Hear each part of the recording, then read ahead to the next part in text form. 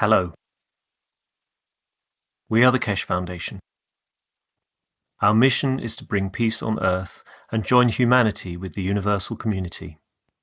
We wish and work to bring man as equal to all beings in the universe. By teaching plasma science and technology equally to everyone, no one is left out and no one is abused due to lack of knowledge. By donating to us, you can help achieve this goal. keshefoundation.org/donate.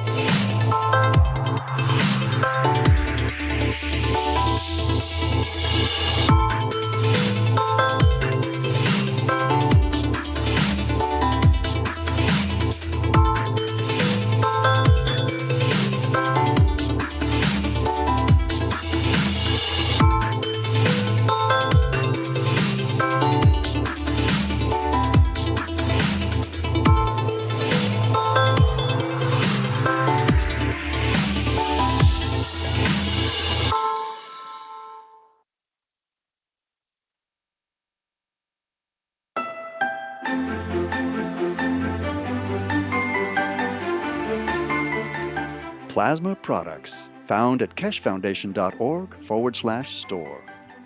Soothing, reusable plasma eye and migraine mask. Eliminate eye fatigue and relieve stress in eye area. European certified medical device. Massaging plasma insoles. Bring comfort back to your feet and energize your legs. European CE certified medical device. Antiseptic plasma liquid hand soap. Promotes well-being and relaxation with protective plasma formula. CE certified. One Soul Plasma T-shirt. GAN's formula within the symbols and stripes brings mind, soul, and body into balance. European certified. Pain Relief Pen. Emits a concentrated plasma field at point of pain, efficient up to 3 centimeters below the skin. CE certified. The Magrav's Energizer and Alkalizer raises pH and energizes water through magnetic and gravitational fields. CE certified medical device. Pain Relief Pad, a result of years of research in nanoplasma technology with magnetic and gravitational fields. CE certified medical device.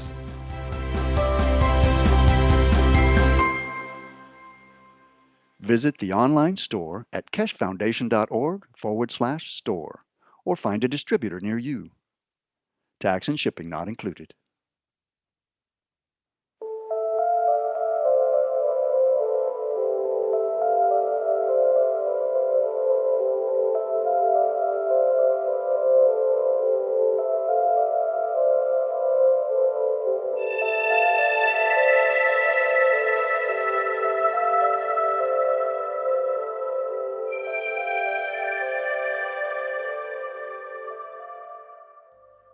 It's time for change to move into the real work of the universe.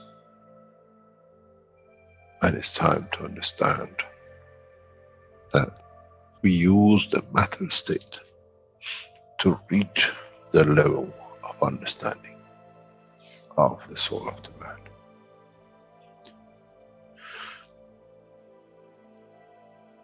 Now you understand maybe why the Creator has sent His messengers in the name of whatever you have had.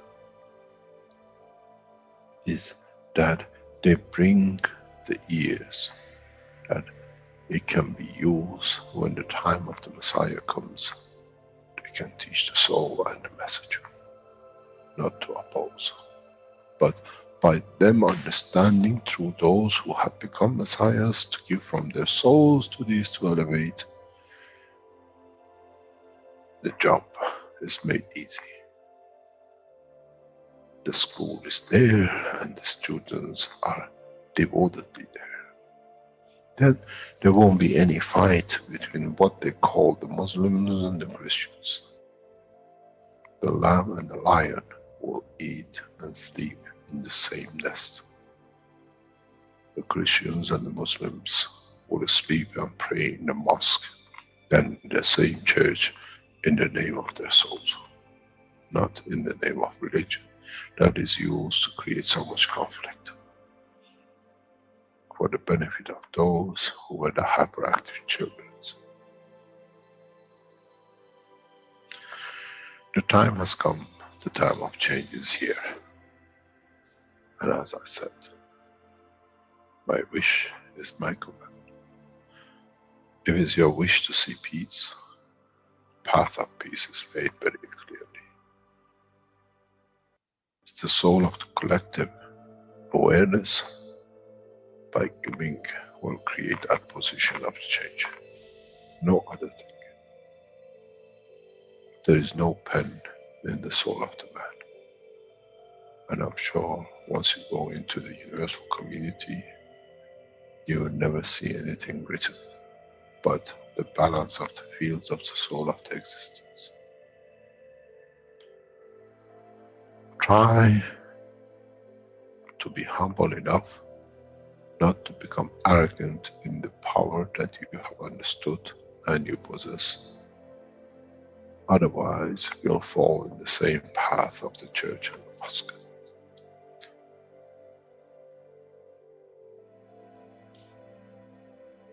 This is what we promised, and this is what we have delivered.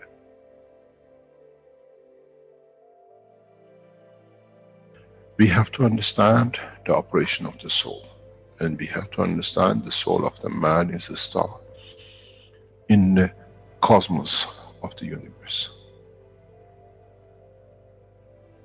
If we compare the soul of the man and many of us, 7 billion in one collection, Earth is like a galaxy with so many stars. When we look in the depth of the universe, we see galaxies with hundreds of millions of stars in it. So is the planet Earth. It carries 7 billion beautiful stars, which are the soul of the man. Carries with it soul of so many trillions of animals, plants, and everything else.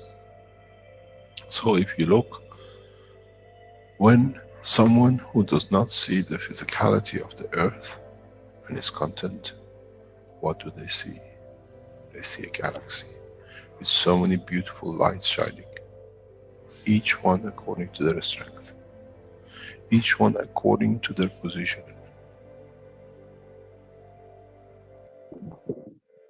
An infant has a beautiful soul, so has the old man. To those who do not see the physical dimension of this planet, but they see the strength of the field, we are clusters of stars. The human race, every single soul, no one from a distance sees that's the soul of a fisherman, that's the soul of the cosmologist, that's the soul of the president. They all shine irrespective of the physicality. This is the magic. This is what the new science has to bring to man. When we look through our soul, we see nothing but a star in the other souls. And this is the break. This is the understanding. This is what all these teachings are about. Coming to mature to the next level, to understand in the deep space, the universe is the oyster for those souls who serve. Then man is ready to go into space. Then man is ready to become part of the universal community which has been promised. I never promised you heaven. I always promised you the elevation of the man to join the family. And now you have the key. It's you who has to open the door to understand, if I can raise the soul of these people or millions of other souls, that the physical life on this planet changes, then I'm worthy to be part of the universal community. To be there to serve, to expand, to be there to be part, that in the cycle of life of universe, I become, in being part, I become part of the totality. When man reaches that point, a new dimension in the strength of the soul of the man will appear, which is beyond imagination of understanding of the physical life. It's the gate to the opening of the new life, in a new dimension, which is beyond imagination of what you might call a new beginning, a new cycle, which that cycle carries with itself the origin of the creation of life in the universe.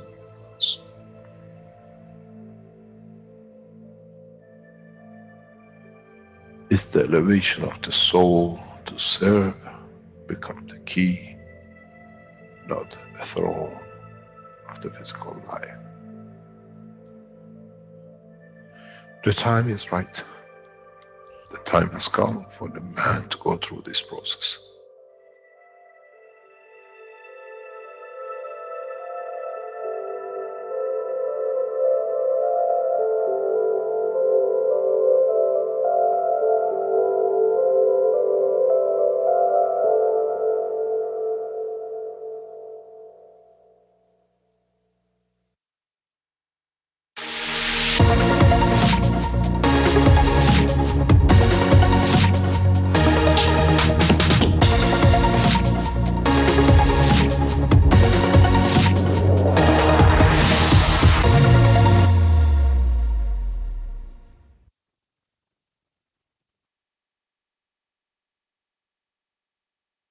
Welcome everyone to the 253rd Knowledge Seekers Workshop for Thursday, December 6, 2018. I'm your host, Rick Crammond today. This is a broadcast from the Keshe Foundation Spaceship Institute, Public Teachings in English. And as usual, we will be joined by Mr. Keshe of the Keshe Foundation. And he has lots of things to discuss and teach today. So without further ado, let's begin today's program. Mr. Keshe, are you available there? Yes, good morning, good day to you, wherever and whenever you listen to these knowledge seekers' teachings. As it says, we are all seekers of knowledge, but what we gather as knowledge depends on our state of intellect in understanding the truth about the creation. Today's teaching will be, in so many ways, a new introduction or a gathering of the past introduction. The part of the teaching today will be, in so many ways, closing a lot of mysteries about the creation of man and where man can come from. Were we born on other planets and we were brought here, or are we the creation of this planet? The creation of life on Earth is the topic of subject of knowledge seeking today. We try to prove scientifically, according to the knowledge which we gathered in the foundation, that the essence of life, creation, is exclusivity of this planet in respect to mankind. We are not brought out, but we are a combination of an interaction of what we call accidents of fields and interaction of fields. Before we come to our knowledge-seeking part, there are a number of things which we'd like to bring up to, as usual, to discuss. First of all, the continuation of what we had as the flu, the program which we had last week. We started, if you remember, the teaching of the last week in respect to overcoming the virus, African swine virus of the pig. And we started the program on a Friday, 23rd, the week before. We were on Thursday last week when we were still in the stage of waiting for the excrement of the pig to become normal and the process stops. I don't know if our team in the background have the latest pictures. On Friday, the 30th, last Friday, what we were expecting for the normality back with the animal, that he start or she starts living a normal life, and as she start eating, and the animal or Madame Pig actually created what we were waiting for, a normal experiment, and we waited for 2 more days, Saturday and Sunday, and on Friday we closed the case there. As we said, the mission is accomplished.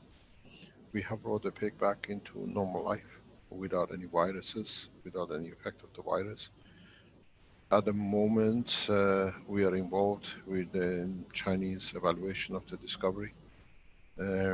And in the next few days, decisions will be made how to bring or evaluate or test trial in larger scale in China.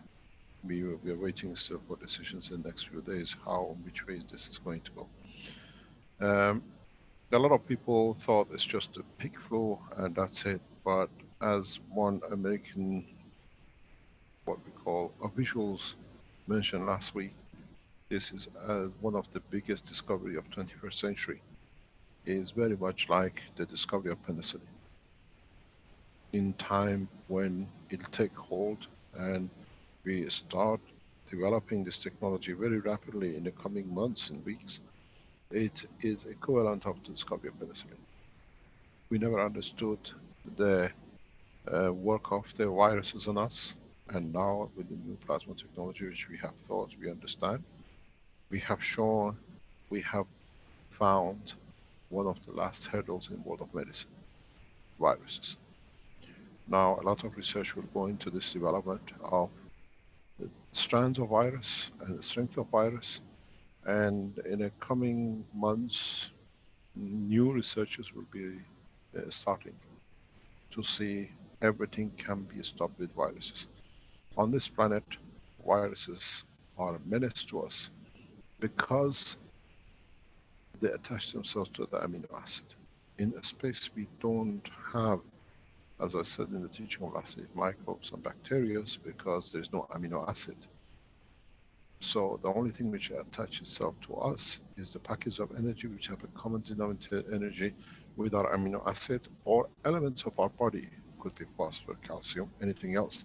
So as our body is made of millions of different combinations of strength of plasmas, one making the kidney, one making the heart, one making a cell of a brain, we have a huge spectrum. So we are vulnerable to totality of the fields of the universe, more or less.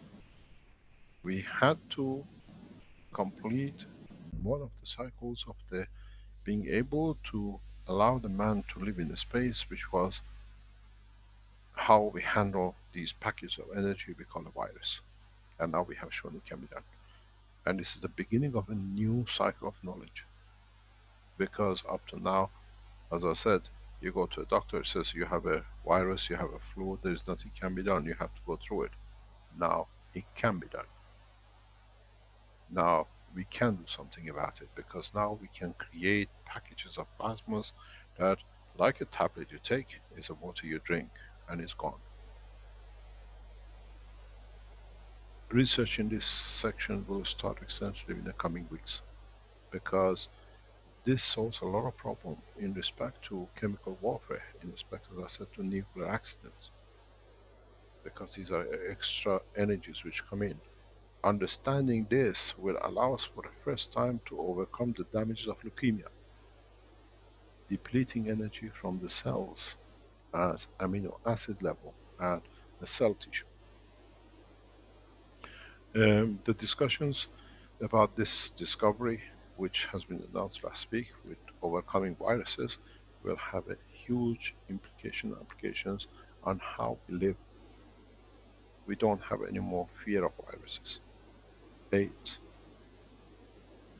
Ebola, anything else. The summer winter flus which hits us. There is a typical problem with this flu which has taught us something very new, and that is we always get the flu in the winter time when the body has a different energy pack that spends more of its strength to overcome the cold. Then its protection level is low and we get different kind of flu. The African flu is very different. It's coming during the heat, during the summertime into China, which is very unusual. It has shown us a new strand of flus. It has shown us a new strand of virus. It's fundamentally different than what we are used to. And this is one of the reasons has not mutated into human body yet. We understand this process rather well, completely. And this is the, what I call fundamental differences in understanding of this flu, and it's the first time more or less we see summer flu in the pigs, but it's not translating, it's not transferring itself into human race, is not mutating, somehow does not find a connection, because in the summertime we are strong enough to stand this, we don't get the flus, and the strand stays at high. The animals which they get this, they go in a high temperature, and this is very unusual in the pattern of viruses. So this has opened a huge Pandora box. The scientific world in time will come to start research on this, and we are preparing different materials for different flus to be tested in the coming time. And for you to understand how these viruses attach themselves to us as human beings, is important to understand the creation of life on this planet. Part of what you call viruses has led to, or leads to, or become part of our life through our mutation, or what we call evolution of life. So all the viruses have not been bad. Some of them has caused us to evolve faster. Some of them has created for us a different direction of life. These are very important, especially now that we become aware of what we call genetic warfare. The genetic warfare which is taking shape now, especially promoted heavily by the Americans, is that they are taking races. Each race has a gene, Chinese, African, Russian, and they are developing a technology to be able to take race by race out. It's known as a genetic warfare. With this technology we can overcome all of it, because there is a process we can replicate. The process of understanding this is especially effective when it comes to us in space, that the energies cannot change our races, we can stay as we are. You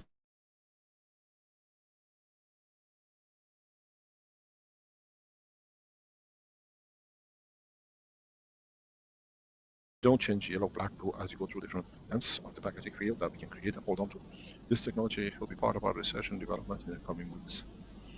And as I said, we go further and further with this technology. The implication of the new development understanding of viruses is huge. I wonder if we have enough scientists even to be able to follow this. to be able to develop it. Our man in over next 200-300 years gradually evolves and understands and develops it. This stops all the chemical warfare because now we can adjust, we can tailor make everything possible. This creates a new condition for all of us. In so many ways, a flu will become a thing of the past. To die from viruses, which up to now we had no choice, we have to wait and done, will be over. In effect, a lot of knowledge will be added to our knowledge through the research and development of this new cycle of understanding. But the point comes, is the man ready to go into space? And did we have to solve this problem before we go that it was in the hand of public? And the answer is yes. This is part of the teachings. It was important to have this because, as I said, the first time, second time we showed it, it was hidden and covered up by government. This time it's not. This time it's done by the Keshe Foundation, it's in public domain, and in the coming weeks we'll carry on with this in different aspects. Very soon we are looking into a trial with tens of thousands of animals. We'll announce it as it happens. And this is important for all of us. This is part of the national food security. This is part of the culture of understanding how things can change for all of us in the space. In the coming time, handling viruses will be very much easier than handling bacteria, because we can tailor-made, we can measure it. It's not if this antibiotic works or that antibiotic works. We use the measurement tools to measure the strength of the animal, and then we can create a matching gravitational magnetic fields of the what we call the virus. You got to understand the technology, as the Chinese say, this is upside down technology. Why is it the upside down technology? Can I change and write? Is for us to understand. You have to understand why this technology is upside down when it comes to viruses. With the viruses, with all these things, when you look, we have a bacteria, we take an antibiotic, much stronger, and we destroy it, we kill it. With this technology, it's upside down. The virus is very strong, and it attaches itself to a very little amino acid through link of connection of the field strength. What we do is opposite to the knowledge of the present time, and that is what we do. We introduce a weaker element into. We are not giving it a stronger field to destroy it. It's opposite. We go in the path of peace, the way the knowledge shows us. What happens? Because the magnetic gravitational field of this virus is much stronger than the field which is in this, what does it do? It tries to feed it, to bring it to itself, that it can become part of it. And in that process, the virus shrinks. The virus becomes so weak that it's not a virus anymore. But at the same time, the GANs which is used, the plasmatic water combination used through its process, is rejected by the body. And in that process, any imbalances which is created in the body, the energy of the virus becomes a food for balancing the damages of other viruses. At the same time, it takes more of the next virus cell, and in the process clears, depletes the energy of the virus from the amino acid. What we are left with in reality is the amino acid on its own, plus the conversion of the energy of the virus to become food for the body of the man or the animal. Because now that this cell has taken energy, has energy to submit and give to the cells which have been weakened by the virus itself. It's the beauty of this technology. It's the beauty of understanding it.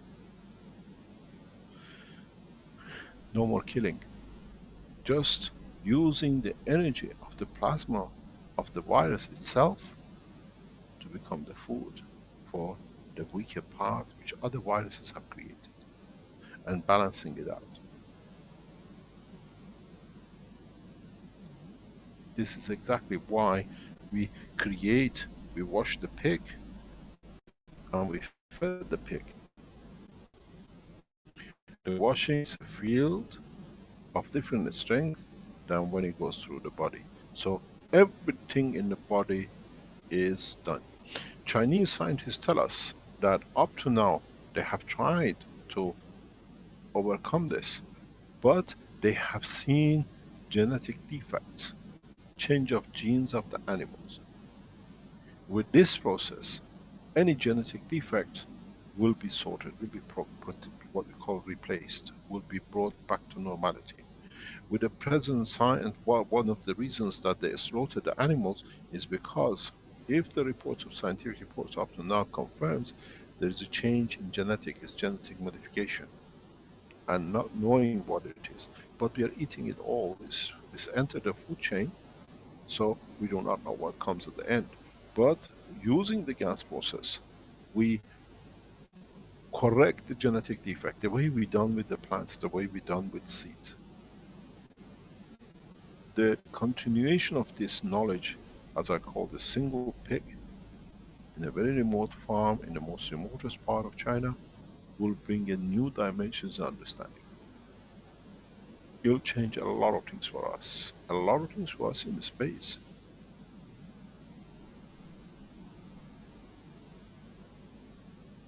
The doctors, the vets who have handled these animals, they say the color, the change of their skin changes. They get red spots and black spots on them.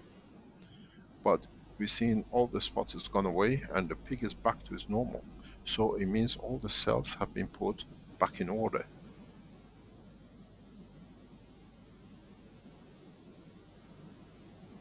As one said, it'll become the most famous pig in town. But this is what it is, this is what the knowledge is. This is how we had to learn. And this is what you as Keshe Foundation researchers and the universities in the coming time will develop.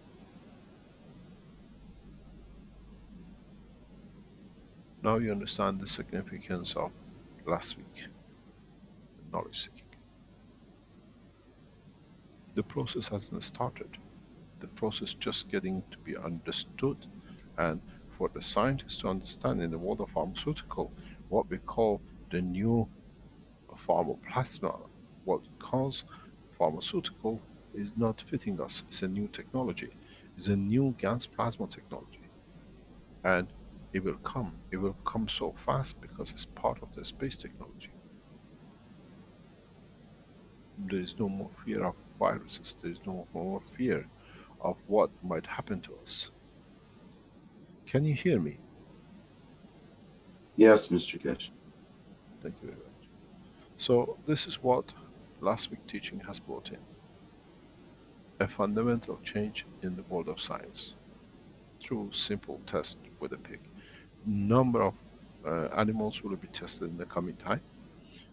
Collaboration with the Russian government officials in respect to eradicating the animal disease in Russia is in progress. We are in communication with the officials in the Iranian government. They are aware of the development. The Americans have no problem with it because in so many ways they created the mutation of it, and this is part of the whole process. So this is what I wanted to conclude from the teaching of last week, that in a coming time, one day you will tell your children, I was there for the first time when the virus was discovered and was shown how it can be, in a way, resolved. It was a beautiful day for the world of science. It was a beautiful day because when we done it twice before, it was hidden, but this time, as an institute, as a foundation, we can show it how it's done and how it's developed. We come to another point in the whole of discussion of our teaching. We've seen, going through the videos which I see coming up one by one at the beginning, Keshe Foundation needs huge support for donation. We cannot sustain the effectiveness of the way it's gone. We have made the same connection with the Chinese yesterday. You have to start looking after your foundation. I have I've had enough in a way of supporting it. We'll still carry on doing it, and in so many ways, if we do not receive enough donations, we'll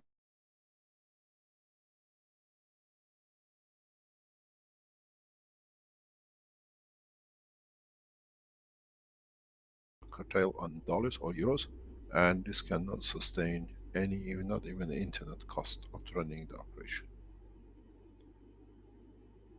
So what we are putting it direct, foundation needs is supporters, people who come to listen, to support the foundation. It's, we will stop step by step different part of the Keshe Foundation if we do not receive support. We have more to do and support the other ways. I said the same thing to the Chinese last night in the meeting with the Chinese community.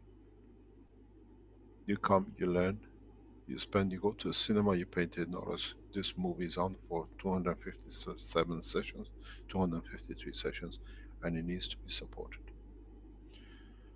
We come to another point, and that is in the promotion, what we saw with the articles, with the what we call manufactured goods. If you produce something that you think you can sell, it's sellable goods with the plasma technology that you want to make something on it, send it to Italy, to the Keshe Foundation in Italy, and let them certify it, and will be sold through Italian office, Italian, and you'll be paid for what you ask if it's within reasonable and what Keshe Foundation can put through the system. We want to show more and more applications of the technology. So if you have produced, as we saw with Stefano, then three-dimensional system, and he would like to sell it, if it can be certified, it'll be sold. We've seen a new system from Poland this week, which will be in the magazine. It works, send it to Italy to be certified, and through Italy will produce, and you get the benefit by it. This is what it is. We have to show more and more applications. Next week you will see new products from Italy. Next week we've been told you see 3 new products from Austrian group. And this is what we need to show more and more applications, and then we'll see where it goes. If you produce something, put it in a box, send it to the Keshe Foundation, you get the address from wherever it comes, to Italy, and Italian factory will see if they can produce it, they can help you with it, and at the same time they can market it and certify it, it will be sold. We put someone to look for new products, a year he hasn't found anything, now we're going directly to public. If you have made ganses, if you have made things which you apply and it works, and it can be certified, once we get the C certification for it, we market it. And it helps the foundation and it helps you, and it spreads the knowledge that it is not just a few t-shirts and other things. As we came through the images, what we saw again last year and this year, G20. There's a big difference in G20 pictures of last year and this year. We see to the image of, to the left, is still President Xi in the center as one of the most powerful leaders of the world, and we still see Trump being moved a little bit more forward, but not to where he should be. And this is where Americans you stand, where the Chinese stand. It shows economical power. But the interesting thing about the G20 of this year was amazing. And when I looked at it and I watched it live, I said, my God, how ignorant the mankind has become. We see the allegation against Saudi Arabian prince, crown prince, to become the next ruler of Saudi Arabia. Nobody shakes hands with him, because he's suspected of murdering a journalist openly. But strange enough, the man who kills more is given the center point. The whole nation is made on gun policy. When would we come that way, that the leaders of the world sideline in these conferences? When would we treat the American heads of states the same as the way the Saudis were treated this time? That becomes the point when a man matures. That's the point of maturity. If killing one person is so horrendous, how come so many thousands are killed every day by the weapons which is headed by one nation or two nations? This shows we have not matured. But when would we mature? That we sideline the heads of states who made the tools of arms and did the maximum killing, not even to be present in these conferences. Economical power on the basis of peace. It'll be very interesting to see where it goes. There is a development which we are watching. We'll come back to it in the next couple of weeks. We have seen a pattern of the Chinese scientist who was being killed, claiming to be jumping off a roof. One of the eminent scientists in world of computer, quantum physics, quantum energy in computers. The same pattern of work has taken place. We are monitoring this because this is something which has happened in past few days. This scientist was given the highest award of European award for his field just about 2 months ago. And the strange thing with this is he was captured, and the people who was connected to him captured in Canadian airport, exactly the same way as I was captured. This is at the moment we are looking at it, how the Canadian has become a point of killing scientists, capturing scientists and sending them to be killed. The highest payer most probably. This needs investigation, and as I've been a victim of this myself, 11 days I was told I'll be executed every day by them. And now we have another scientist who going through what we call Canadian territory has come to see to be killed. Why Canada has got to do with these things. It's very interesting. It's something which we'll take it up and we follow it up. But it seems to be as a pattern. Anything connected to the Europeans when crosses Canada becomes executionable. It's called the scientist. Then we have to understand, is Canadian territory a place for capturing and murdering scientists? It seems to be. I'm a victim. And now we found another one, and we were aware there are a few more. Now this one is another public figure, highly respected scientist, and it seems to be no one should pass through Canada. Red zone for scientists. If you have developed anything, Canada is the last place you want to go through, because they capture you, they take it from you, and then they kill you, and we've seen it happening now in past 2 days. These are not allegations.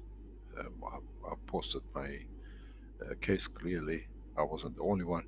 And strange is, in Europe you get found out and they kill you. In Canada they capture you, most probably take whatever they want, and then throw you out. The guy committed suicide. No scientist at this level commits suicide. Does not matter how bad it is, especially if you're at top of your work. We come to another point in our teaching, as we said. It called, and we call it, the creation of life. The creation of life on this planet is unique to this planet, but the life which means repetition and sustaining a package of energy that it can replicate itself and sustain duration of time in space is not exclusivity of this planet. As you've been with us through the educational part, as you've been with every step by step of development of the Keshe Foundation, you have done things, some of it yourself and some of it to other teachings and understanding of the others. Life is not exclusivity of this planet, no way.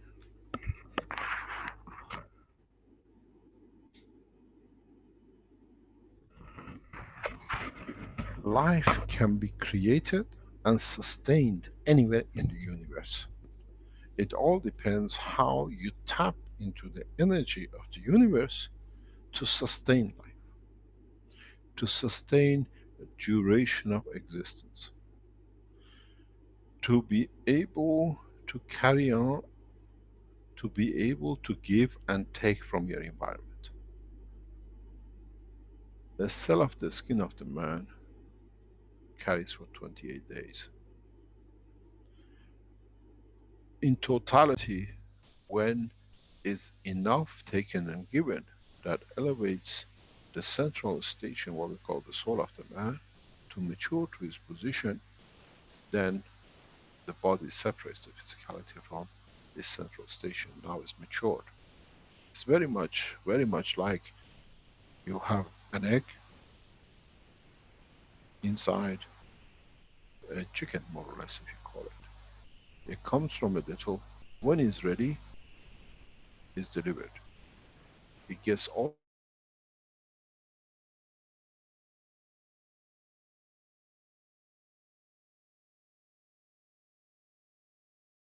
its nourishment from the chicken, from the body of the life of a man is more or less the same.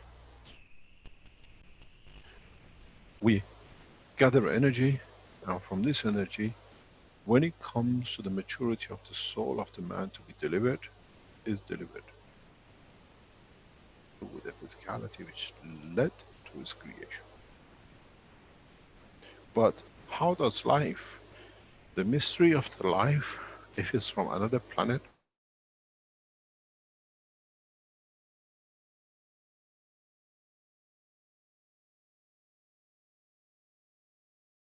or belongs to this planet, it's very simple.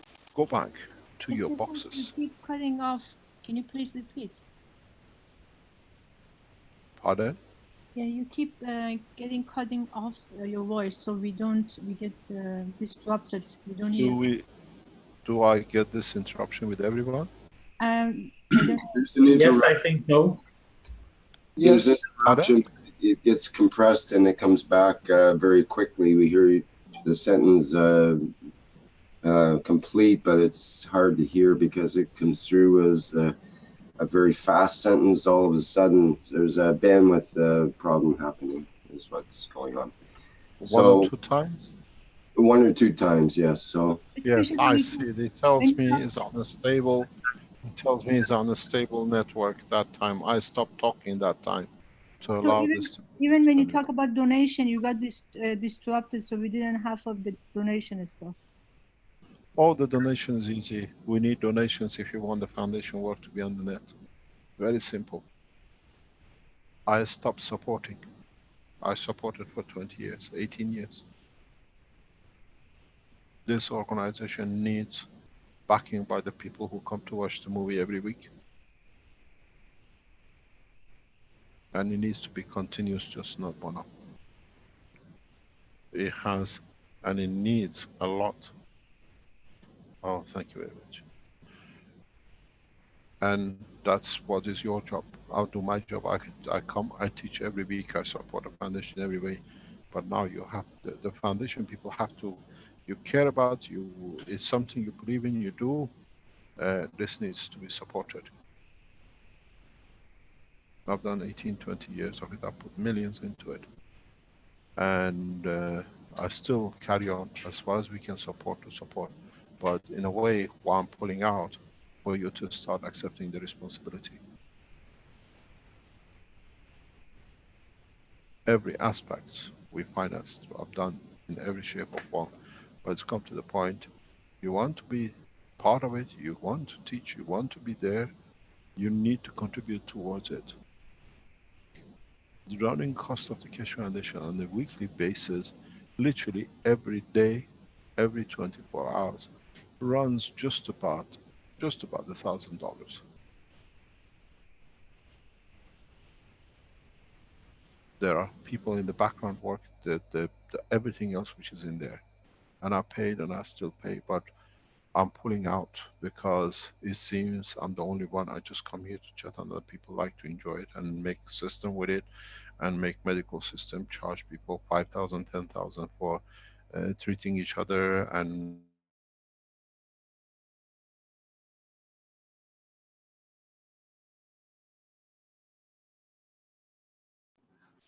doing all sorts of things, but nothing comes to the foundation. You go to cinema because you want the movie. This movie has been on for 253 times. You look how much you paid.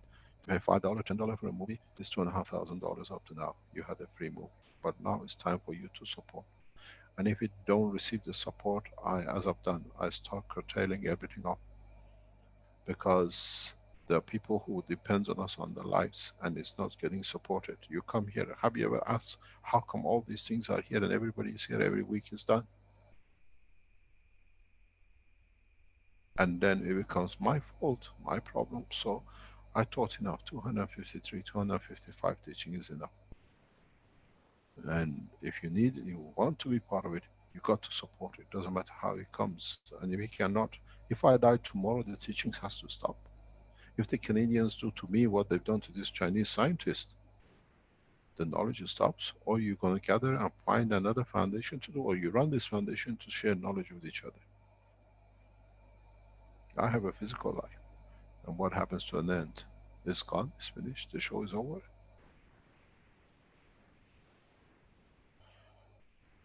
Anyway, we go back to the teaching.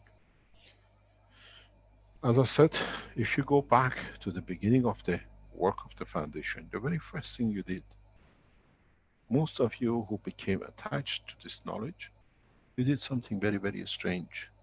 You put a little plate here and you put a little plate there. You put some salt water in here and you nano-coated one of these plates. You put nano-coating here, and what did you do? You connected a wire, maybe a little bit load, and you start collecting ganses here. But the operation of creation of gans in the cycle of the life of the man is not the important part of this box. The most important part of this box is this little chap right on the top, the amino acid. The fat.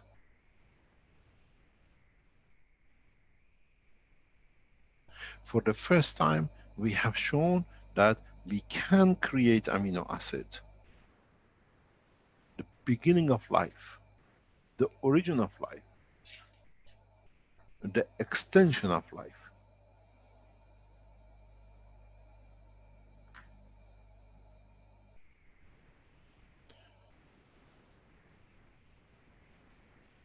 Now, here you had a copper and you had a zinc.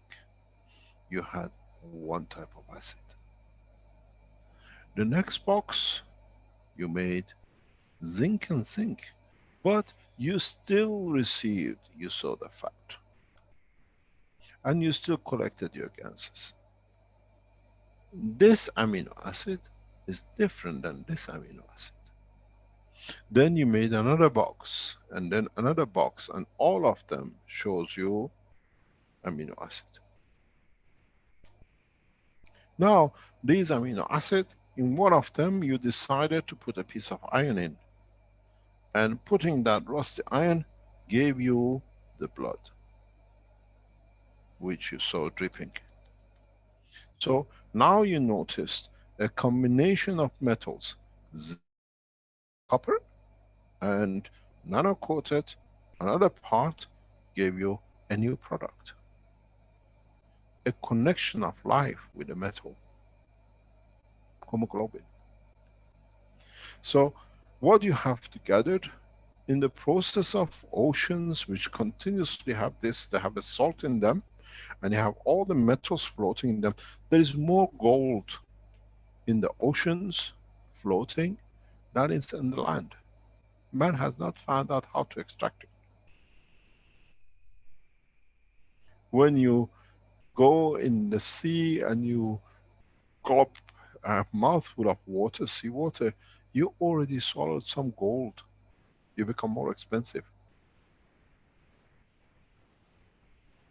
So what you have to understand, now the creation of life has become through the interaction of all these amino acids.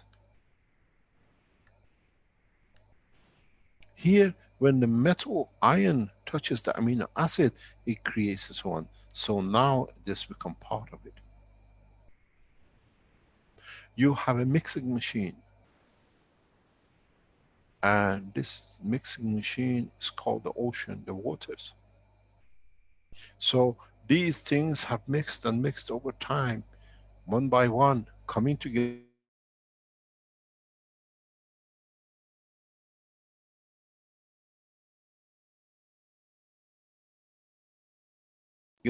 But what you had as a common denominator as a protein, now in the mixing machine of life becomes the first stage of life. Then this first stage of life has to decide how it distributes, how it collects, how it discharges, how it allows different things to be done that it can guarantee is life. We call one the kidney, we call one the lung, we call one intestine. One for the liquid, one for the gas, and one for the solid state. 3 states of matter on this planet. The air we breathe, the gaseous, the water which is on it, the liquid, and the solid matters of it, which is all the minerals and metals and what the rest. So the body of the man has been originated from this planet.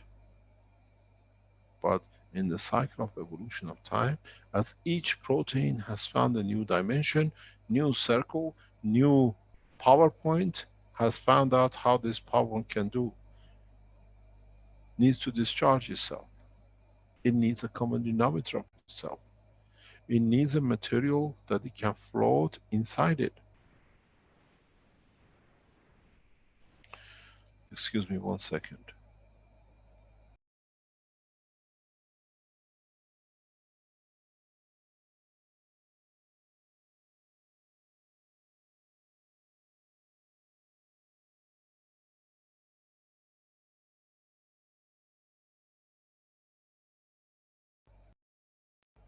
Thank you very much. The phone has been found. So in this process, we see, we understand that life on this planet is the creation of this planet.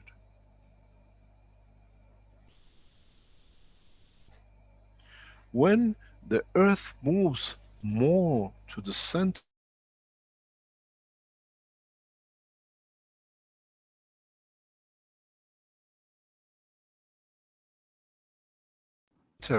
towards the sun, we get the new proteins and try to adapt it to guarantee its survival. So the next generation, in 1,000,000 years time, when we are closer to the sun and we have the possibility of higher energy packs, higher elements like plutonium and uranium or whatever it could be, become part of a structure of life, because life will guarantee survival at any condition. It mutates. Most probably, if we look at the remains of the first man or first animals, first creations millions of years ago, the bone structure is different than our bone structure in composition, because there were different elements available at that time under different pressure and condition.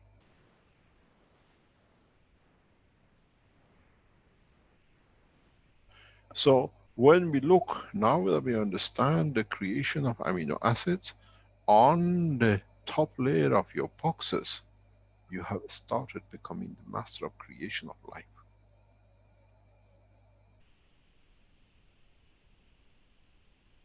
Change the salinity, different protein. Change the uh, amount of different material, different position, different condition. If the saltiness is less, you get the sweetwater fish. If it's a more salty, you get the ocean fish, but they're both fish. Taste different, structure different. You create the more pressure on this amino acid, which is got in the deeper part of the ocean, you create a different structure of the fish. Because it has to stand more pressure, it has to have a more compact. But still is halfway between the white and red meat, like tuna. The tuna fish, when you look at the structure of it, it's not white meat and it's not richly the red meat as we have as an animal. But it stands a new compression. So the pressure, atmospheric pressure of the ocean forces it to create a new condition to stand. So you look into the structure of the flesh of the tuna and you see what is needed to stand the high compression in the liquid state. And then you look at the animals inside the planet Earth in the solid part. How do they live? Why don't they need a bone structure? But if you look at them, they all have the brain, the control system, they all have their kidney system to get rid of liquid, and the oxygen side for breathing, the lungs and everything else. So when we look at this structure we call the human body, hasn't come from outside. We are as earthly as the earth can be.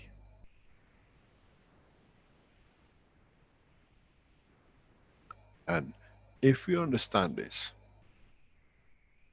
no one, no aliens ever brought life onto this planet.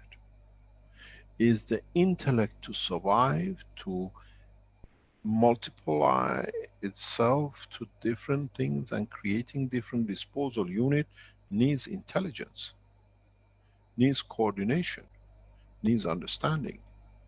And that has given the, what we call the world of horizontal animals, intelligence to survive. And those who have a different, what we call ground level, height, have different intellect. Man has managed to evolve, stand up and lie down. So we have a spectrum of fields. And this spectrum of fields has created certain intelligence. We are not made or brought up into this life on this planet. We are the creation of this planet. Now that we understand the whole plasma technology. And in a time when man matures to understand the whole ratio of the salinity, the whole ratio of the energy transfer in the proteins, man will create man of himself.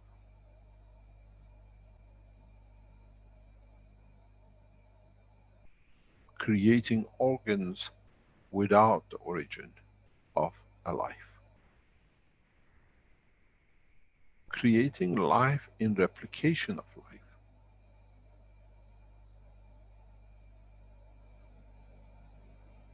These are where the man will mature to understand. Because in space, if the man wants to stay physical, needs this understanding.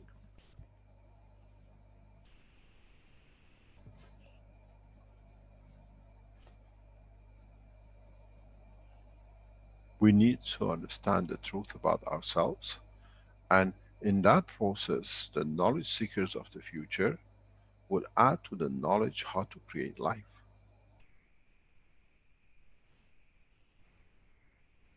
How to extend life. How to be able to replicate life. And in so many ways, have the viruses have been a blessing to man, where they have delivered a massive energy that we could go through the conversion.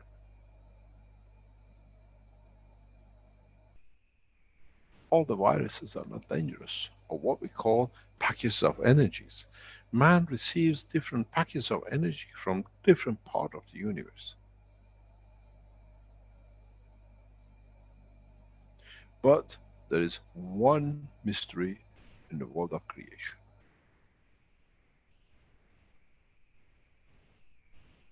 And that is, in essence, the soul of the man is created by the man, which we have shown it has. Scientifically, we understand how it's created. But there is one mystery which we open knowledge of man. And this is for man to find out in the future, in the time to come when he matures, what this mystery is and how he solves this mystery for himself.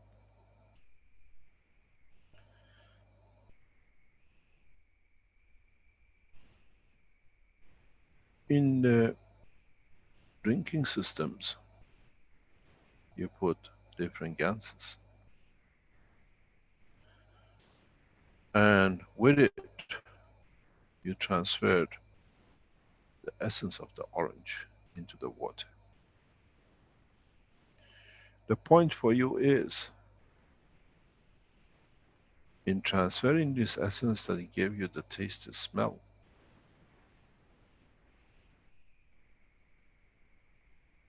could you create the orange in this water? Or do you just carry the essence of its existence as fields that then it can manifest itself as orange? Now, the mystery for man is bigger. In the oceans of this planet, we have made the cups. And we have made the availability of all the fields through what we just explained, the amino acids. Has the soul of being in the universe has transferred itself in the dimension of the soul of the man and physicality of the man.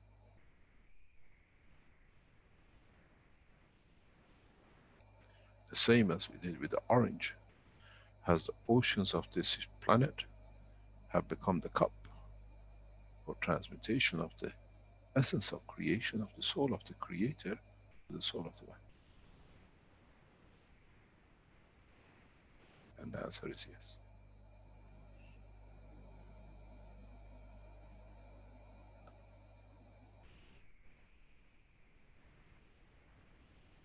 Now you understand why so much I go back onto the cup and the orange.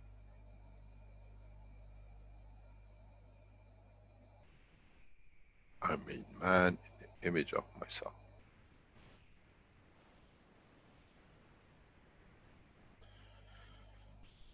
There is no difference, it's just the size.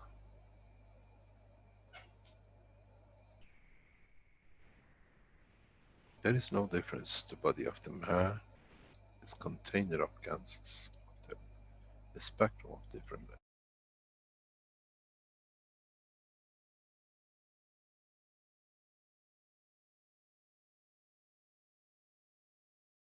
strengths.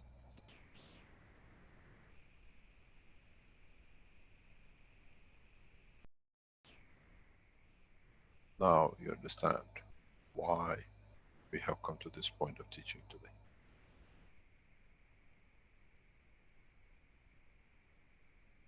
Are we in essence creation of this planet?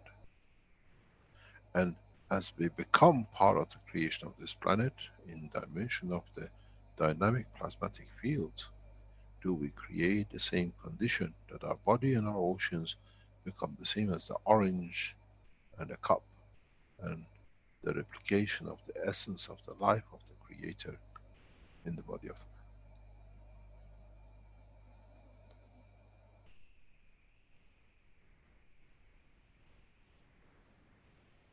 But we only take from it the spectrum which fits us. As we don't have the totality of the spectrum of the universal energy, we cannot touch the totality.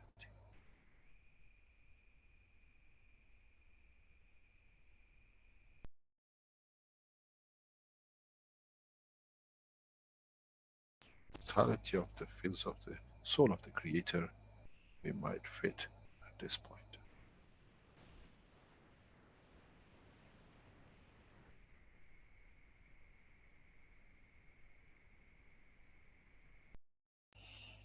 Now we come to essence of understanding.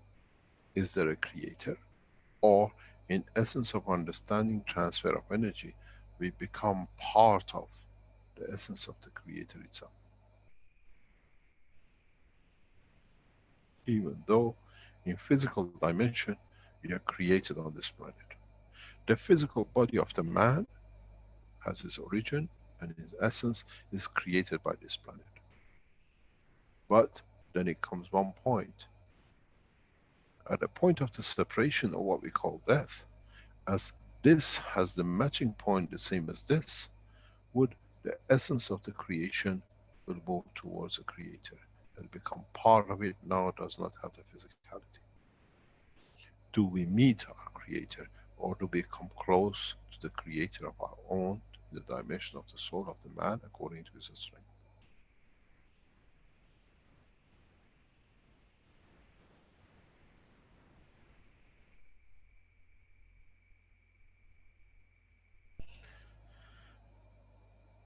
Man has got a lot to learn and a lot to understand. And he has to be open enough not to be prejudiced, to draw a line and a point when he understands he's part of the bigger part. Not to be humble, but to be understanding, to be humble. This is where the teachings, the knowledge seeking comes to seek the knowledge of the creator, not the physicality of the man on this planet as we done up to. We seek the knowledge of the creation by the creator.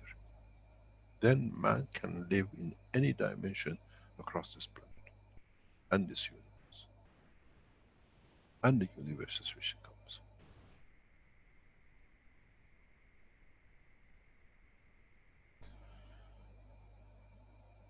Does not need contemplation. It needs essence of understanding and feeling it and being part of it, and to be proud to be that part.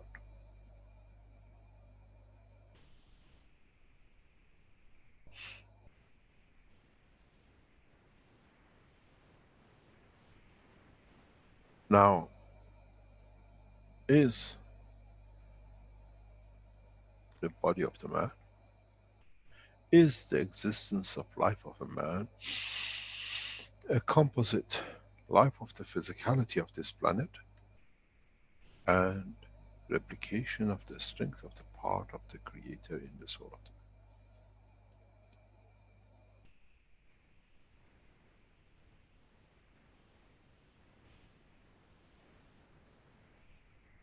man? And when, at what point reaches the point of maturity that we leave the dimension of the physicality to become the essence of on its own without attachment of physicality.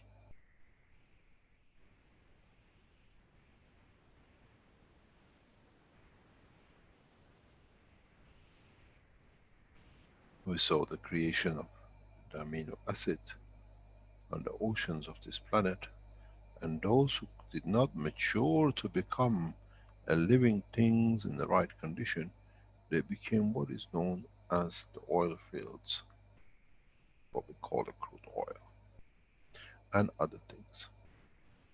And those conditions which are created has led to creation of life, and thus every second of this working of this planet. As we explained in the teaching, the red sands of deserts of Africa on the Atlantic Ocean in interaction with the amino acid which is created on the surface of the ocean leads to creation of life. Plankton. In North China Sea, the same cycle repeats. Pacific Ocean receives nourishment through the same process, but this time the iron, instead of being blown by the sand, is washed into the sea. and then in interaction with the amino acid of the ocean leads to creation. And that's why the Pacific, what we call North China Sea, and that side is, and the Canadian side is so rich with life, because plankton is continuously created this way.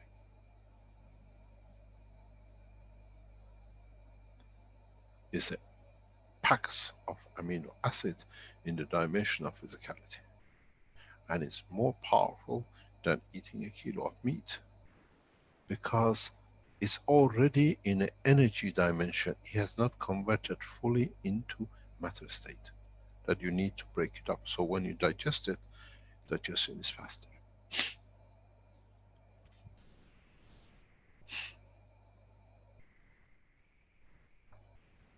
Fast energy transfers. But the other point it comes, if that was the story of the man, in the same ocean lives the fish with the soul. So does the cat.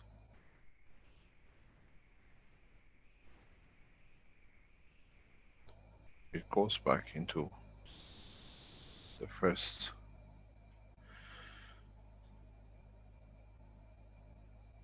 Universal Council video we just watched. Do they all shine and the creator is blind to the shape of the physicality?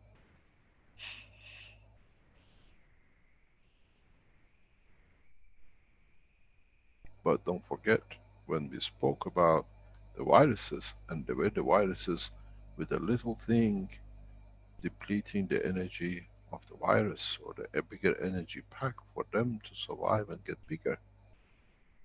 With all the created things in the universe, how big is the soul of the creator that can support life not on this planet but across the universe?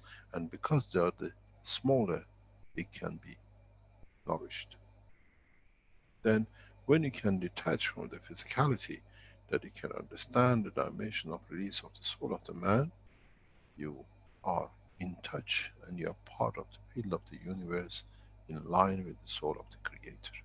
Then you can elevate yourself. Then you decide the dimension of physicality, if you ever decide ever to become physical again.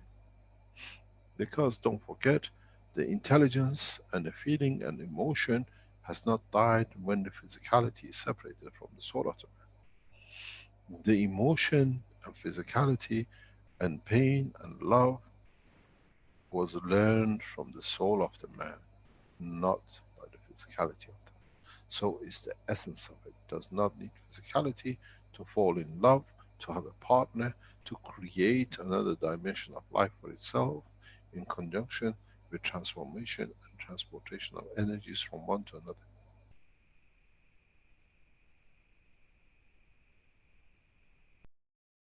I decide where the soul, which is in parallel with me, to exist according to dimension of existence in the universe.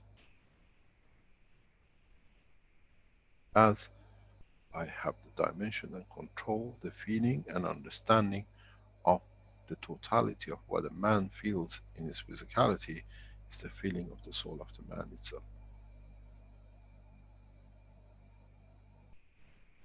I made man in the image of myself.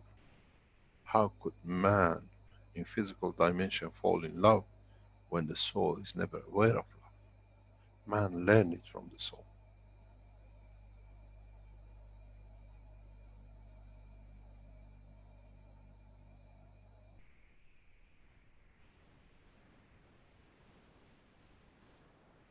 Now we understand. Are we in truth, in total, the creation of this planet? Or are we in physical dimension, the creation of this planet? But at the maturity of the soul, we become part of the universal dimension, not physical connection to this planet. But as we understand, the soul of the man has a strength within the structure of the amino acid which created it originally. So all the soul of the man are connected to each other according to the strength of this planet.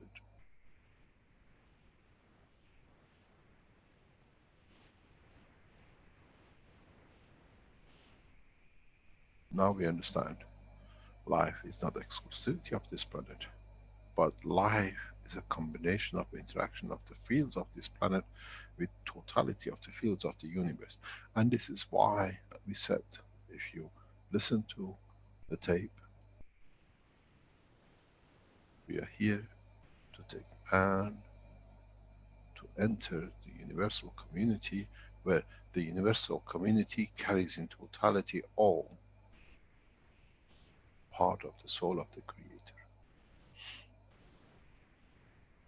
Our job is not to take man into universe with the physical dimension of the man, but introduce the soul of the man into existence of the totality of soul of the creation in the universe. Then man can decide on his own dimension of physicality. But what is the job? Is to enhance the soul of the man to become part of the soul of the creator, that now that we have elevated the soul of the man to become part of the soul of the creator, the soul of the man which carries that essence can teach and convert that to the physicality of the man, which then understands there is no need for killing, destruction. As it can elevate the totality of the physicality that never do such a thing.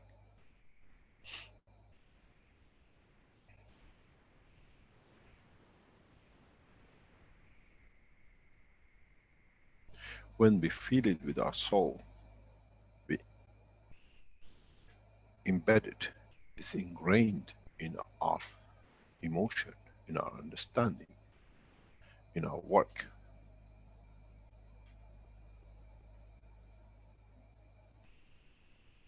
When a man feels, then man can do something about it. Why? Why do we need the armies? Why do we need to the killing? To prove what? To create more souls to suffer? Or if we feel what it means, that suffering, then what is going to be? Then it comes, have we matured to that point? Why I repeat in my teachings all the time that the man who kills or the man who's killed are connected to each other through the soul, and he has to bring a balance. The suffering of the children, the suffering of the family, when the man is not there, that the whole soul goes through a suffering, is the pain which the other one has to subside, has to give.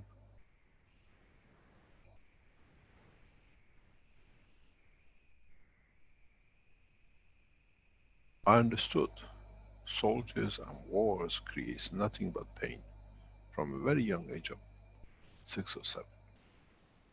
And when I gathered the knowledge of space, I understood that man does not need to kill for the others to suffer.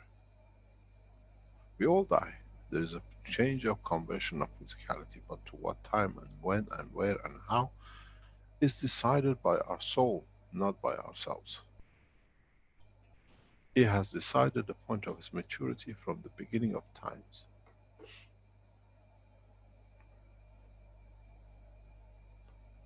Its strength of completion is decided at the point of inception, not by the time that it gathers to be.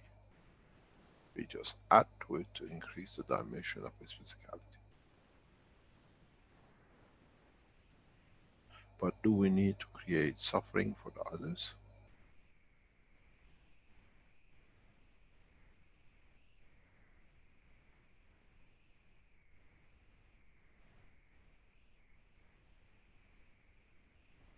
So, if we look, we come to one conclusion. The physical part of the body of the man, in essence, is created by this planet. But the elevation of the soul of the man is connected to the soul of the creator, as we see. Now it's for you to solve this dilemma. Where do you want to be, in the dimension of physical or in the dimension of the soul? Or Be aware of the existence of both, that you live in a dimension of both.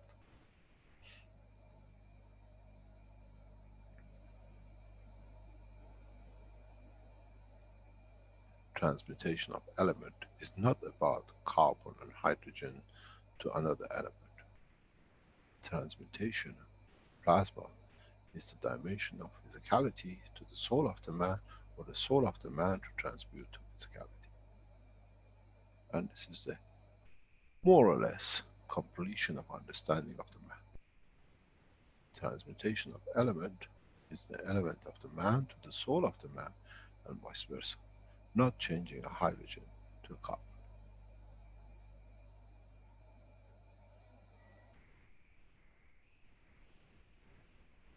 Once you understand, it goes back to the teaching. Now it makes it more clear what I said all the time in all the knowledge seeking programs. When you go to another dimension, another planet, you become the shape of what that planet allows. You transmute. But what you collect from there, you add to the soul. Now you become part of the soul, and you become the energy of the soul. You transfer the energy of the environment in translation to the addition to the soul. Do we, or can we, travel to the dimensions, to the positions where we can gather more and live longer to add to addition to the soul of the ourselves? Yes, you can do. Many, many races do.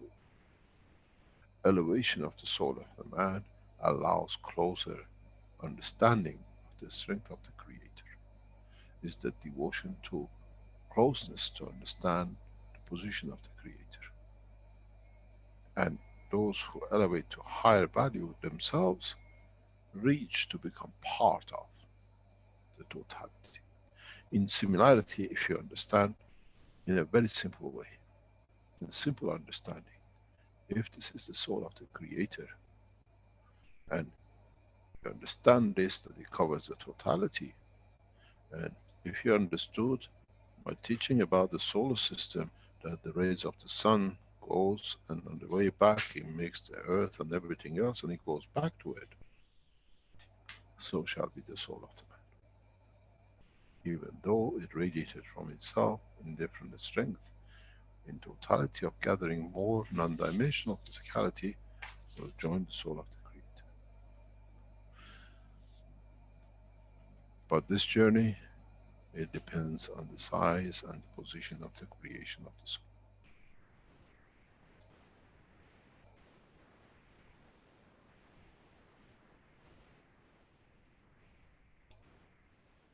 Excuse me 1 second.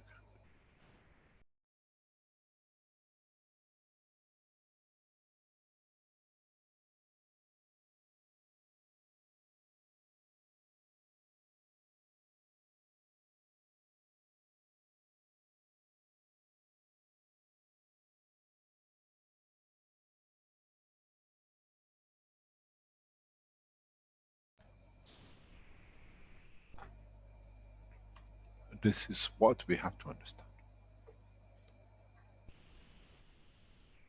Dated and everything from reference.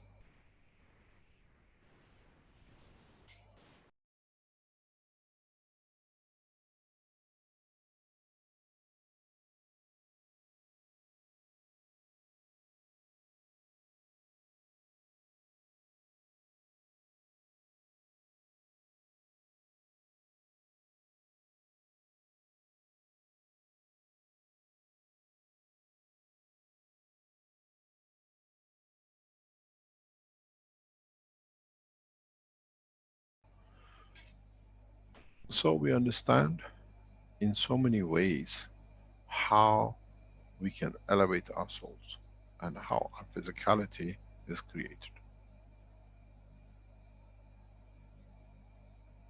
Then comes another question.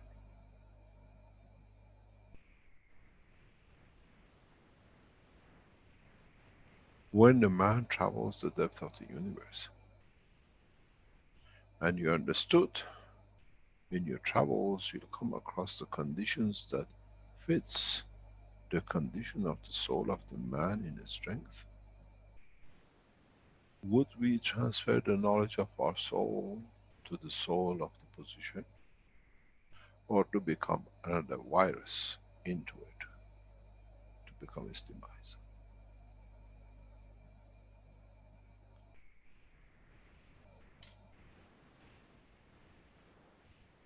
There is no difference in the dimension.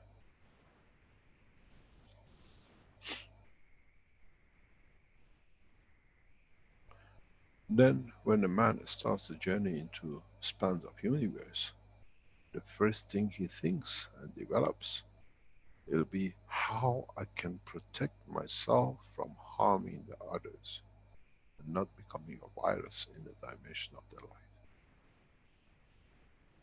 Even though it means sacrificing my own dimension, that I do not reach the soul of the creator, but at least I do not become a demise for another being.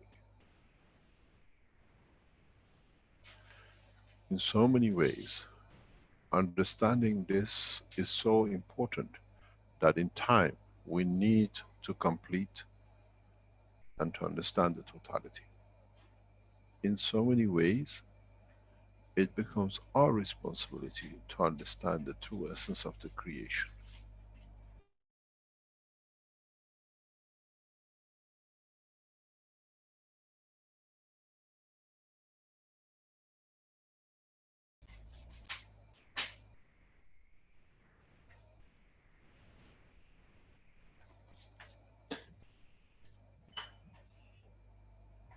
Then the question becomes, is this all worth it?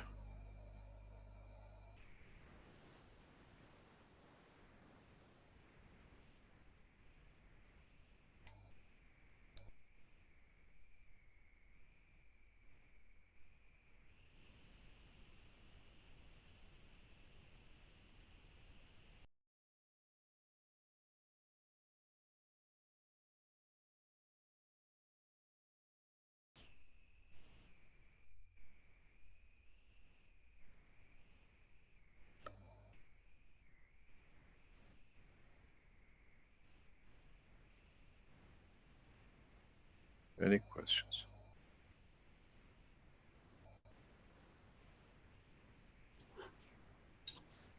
Thank you, Mr. Keshe. I'll remind the attendees they can put their hand up, and one just popped up.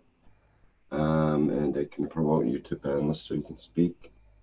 Rick is available there to promote you, and then you can open your microphone. And we have Krasmir as well after that. Thanks, Rick. This is Rick in Colorado.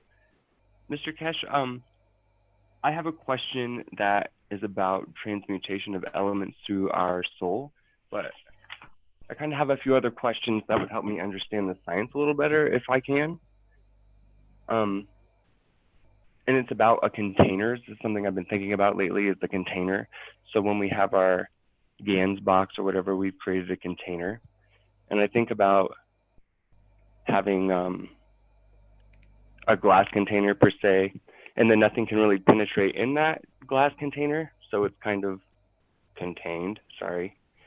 But if we put a piece of wool around that glass container, then somehow that changes the conditions in the atmosphere. So I wonder why adding wool to the outside of a glass container changes the conditions if nothing can penetrate through the glass. Everything penetrates to everything. Okay. It's very much if you're inside a glass. If it's a daylight, you see the day. If you're at nighttime, you don't see the light. It's dark. So whatever we think is the limitation of physicality, there are fields which penetrate through it. In the world of physics, we call it neutrinos. Okay. Even they cross the planet. And sometimes some scientists make some water that we can see if they make photons somewhere deeper when they reduce.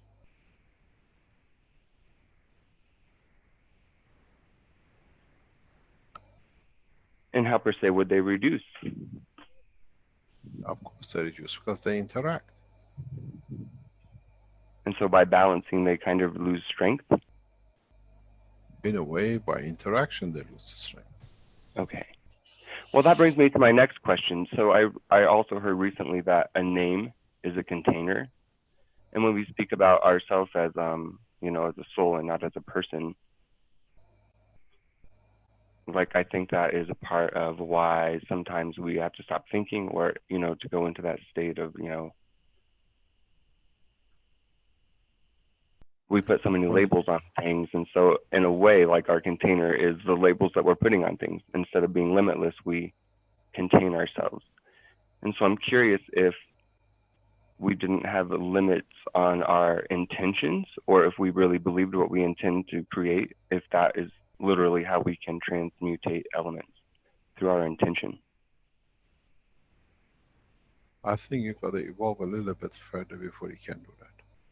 Thank you, Mr. You got to Keshe. understand. You got to understand the strength of your own soul in respect to the strength of your physicality. The soul of your physicality. You see, the soul of the physicality is like the gravitational field, and the physicality of the matter of the body of the man is like the inertia. Say that again. What is like the inertia? The physicality of the man. Okay, that The makes sense to soul me. of the soul of the elements in, let's say, in the cell of your hand is gravitational, because it has no dimension. It comes from interaction of the field. But you have a physicality which is that whatever has made the interaction of the fields to become matter state or near enough Gans state of the matter, then that becomes your inertia. And Okay. if you can understand and how to control that, you can create any elements in the universe. Because the strength of the soul of this man never changes in respect to the dimension of the soul of the physicality. So the only thing is left is the dimension of inertia.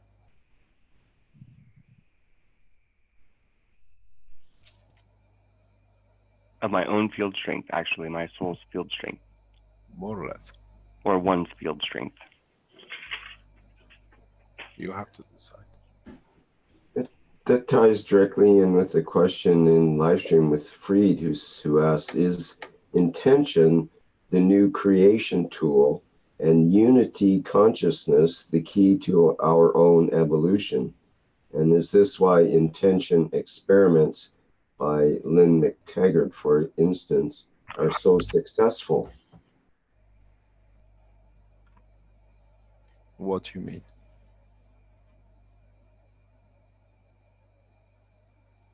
Can you repeat that end of that question or the reading? Right. So he says, is this why intention experiments are so successful? By Lynn McTaggart, for instance. I'm not sure who Lynn McTaggart is, but apparently they do intention experiments which are successful. So he's asking, is intention the new creation tool and unity consciousness the key to our own evolution? In so many ways, yes. Now we understand the intention is the direction of the energy fields of the soul of the man, if you want to redefine it.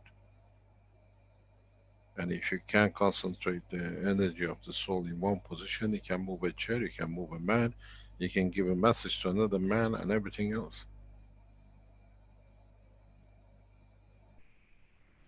It's how we're connected, how we like to feel connected. And it is understanding of it.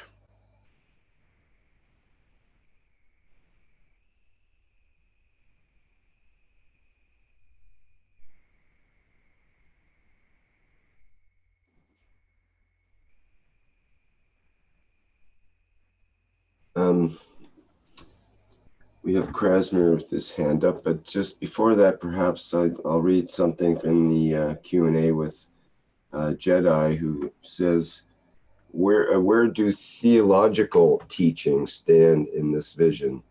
He says tropism does not explain the presence of angels in every culture of the past. The Enuma Elish, the Ultra Hazes, the Bible, etc., etc. And you mentioned some other names and other plenty more DNAs of foreign beings has been completely transcribed. There are alien indeed compared to our DNA. This is a physical fact. 5 genetic code integrations are present in man only and cannot be found anywhere else in nature's work here on Earth. FOXP2 is one of them. Extra-dimensional beings could transmigrate code into the human body as well and make a change in no time by adding their instructions, even from non-physical but energetical plane. This explains evolutive gaps, evolutionary, I guess, gaps is isolation of a solar system possible from a physical point of view. What are we building physical starships for if we are going to be soul travelers? So would an avatar be an answer to this question?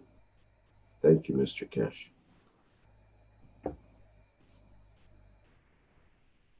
The answer to all of it is yes. And the other answer to all of it is already has happened in parts and will happen in parts. As we become the soul travelers of the universe, we'll do the same to the others. And some will be soul travelers and some will be starship travelers. And Depends on what we choose. take your choice. Yeah, exactly. And in a way, it comes from the intelligence of the man. We still have the cars and we still have the donkeys and horses. Some people decide and prefer to go with the horse and donkey. And some prefer to walk it alone, and some people try to fly and go faster. It's very much nowadays when you go on the internet and it says it gives you option. Walking 3 hours. With car 1 hour and a half. Flight so much and train so much. It gives you all the option which one to use and which one, how long will it take you to get to destination. You choose the means of transportation.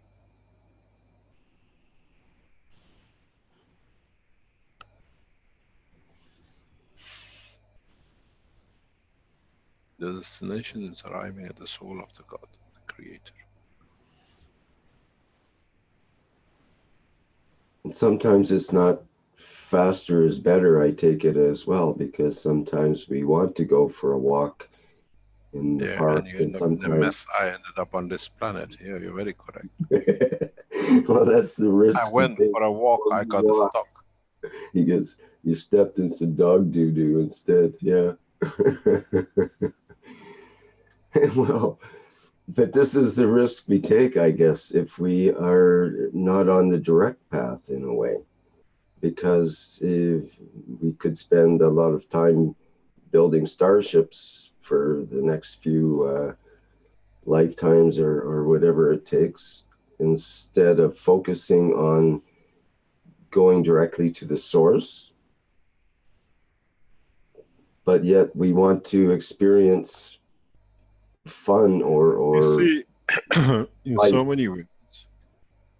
many ways, in what you're trying to say and what they just being read, we decide to take the step out and change the course. But at the same time, as we travel through the life of the universe, life for the soul of the creation is limitless. But when you choose the life of the man, when you choose the dimension of the physicality in your trip,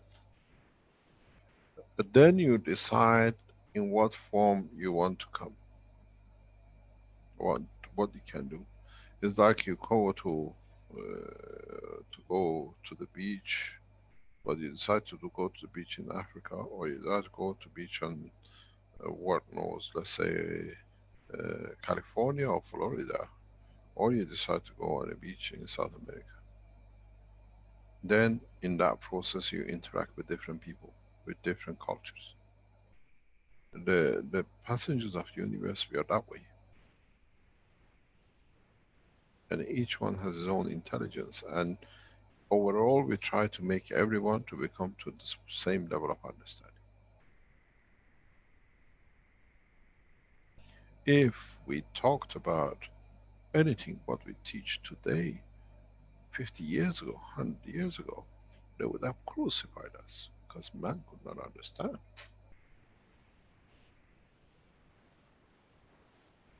Everything was wrapped in so much fallacy. Now, we come the right time, we see the time is right. It's like you see the food is there to be prepared, to be served. Now the mankind has reached a point of maturity of knowledge that can understand to the next level. Not all of it. Not all the men can understand. Even those who are educated have a problem to understand.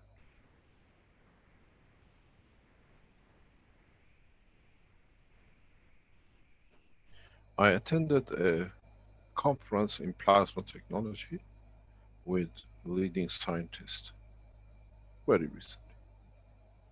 And I was told I cannot speak in this conference.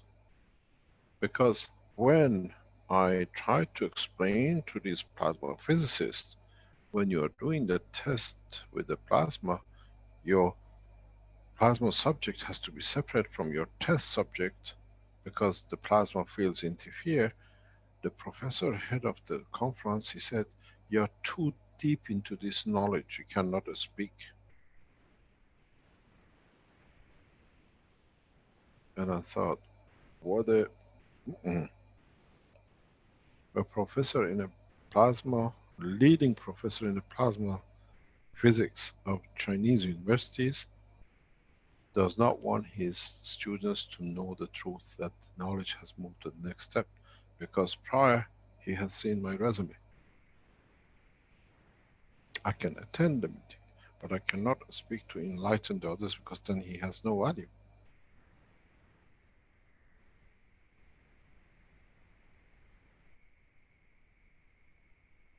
This is the reality of where we stand. Our knowledgeable people in the institutes, not to show their own disgrace of knowledge, that the knowledge has moved on, they block the new knowledge. I said, I've seen more integrity and balance in Africa than I've seen in what they want to call themselves more advanced technology, science, in plasma technology.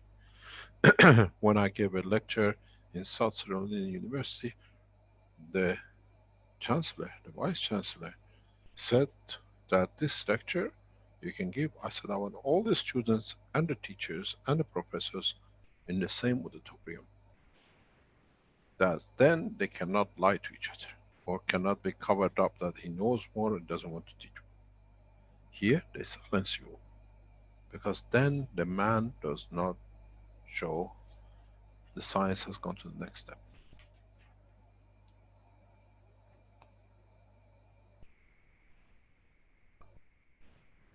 We choose our position of manifestation according to the intelligence of the man.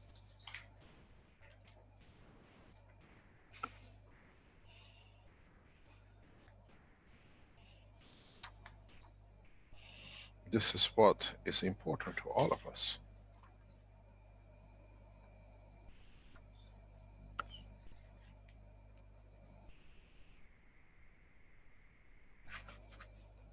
This is what is important for us to understand.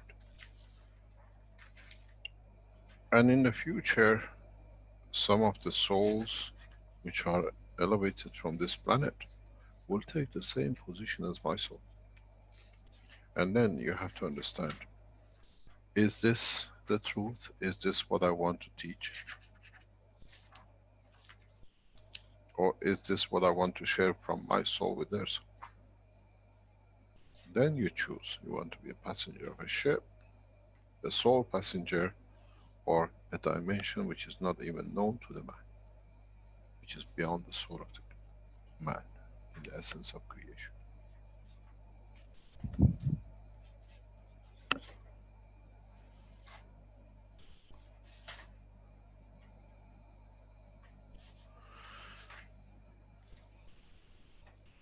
Any other question? Yes, perhaps we can hear from Krasmir now. Hello, everyone. Hello, Mr. Keshe. Thank you very much for today's teaching and today's revelation. It really makes me happy to put all things together in my head. And I have just a few questions to make sure that I understand. So basically, is this what you mean, that we are the creator? That he separates himself into different individualities, so to speak, so that they can experience different parts of the universe through themselves? We are part of, we came to and we go back to. But do we lose our individuality when we You detach never from? had an individuality. You never had an individuality. You always connected to the womb of the mother, to the mother. Okay. And if we detach from the physicality, would we, in some stage of point of the development and evolution, have to make the same process to separate ourselves, to experience ourselves through different parts? That's your decision. The soul in dimension of its freedom has its own freedom and its own intelligence and decision making. So Just in a way, because you became a soul does not mean you have lost decision making. Decision making came from the soul for physicality to learn from. So it's the same. and a different process would be for us to go into different environments and manifest ourselves so that we gather more energy and fields to get closer to the creator.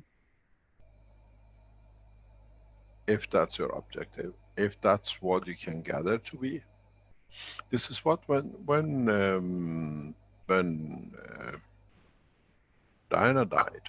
This is Diana in some years ago, and sometimes after um, John Paul died, I gave a talk.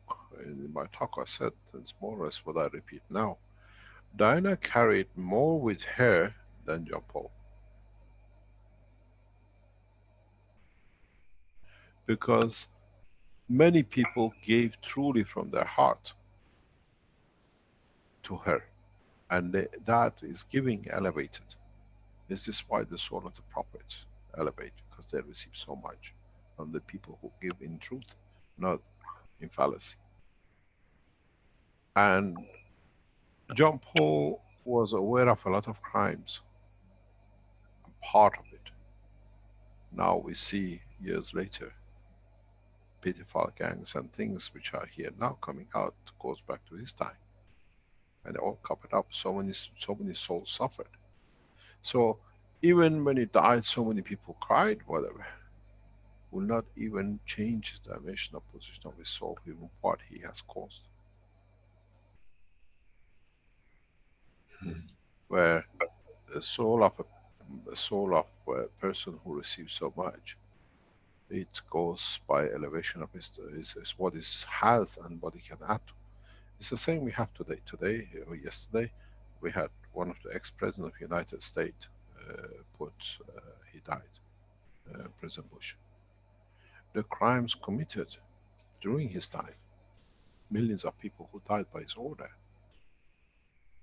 Where do you think his soul sits?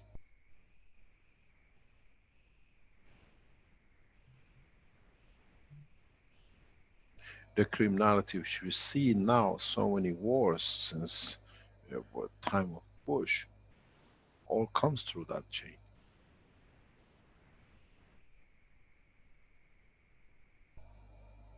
If you want me to show you the soul of Bush, you will run.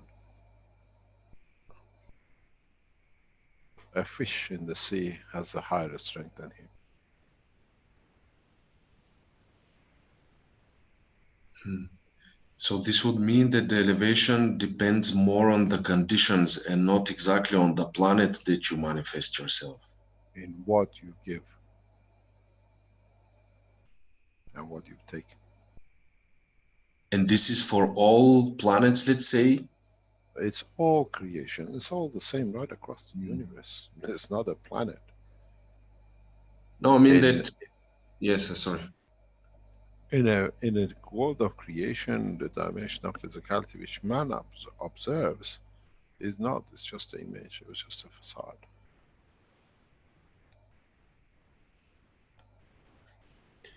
And another thing, if emotion is integral to the soul, when we are in physicality, do we have like different strengths of those emotions?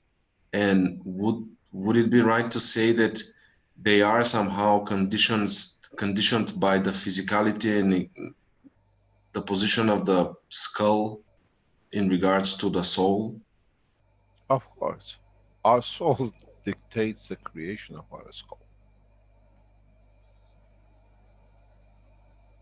But physicality, what we call the dimension of the space and fields of this planet, has a say in its construction too, because that dictates its limitation.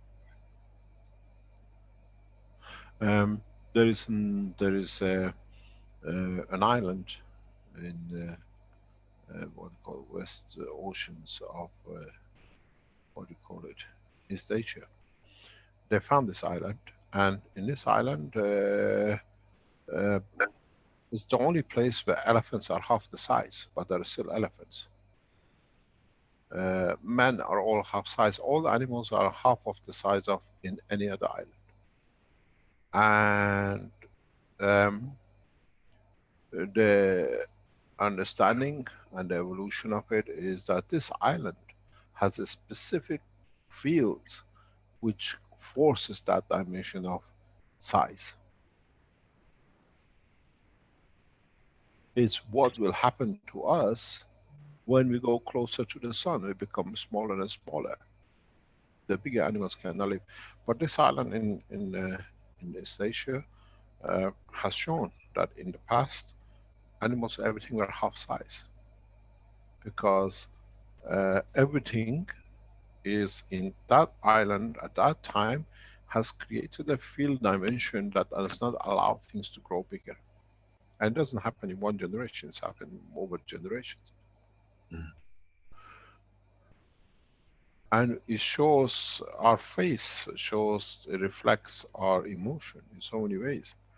It's very interesting if you go to north of Italy, uh, you will see a specific face of people.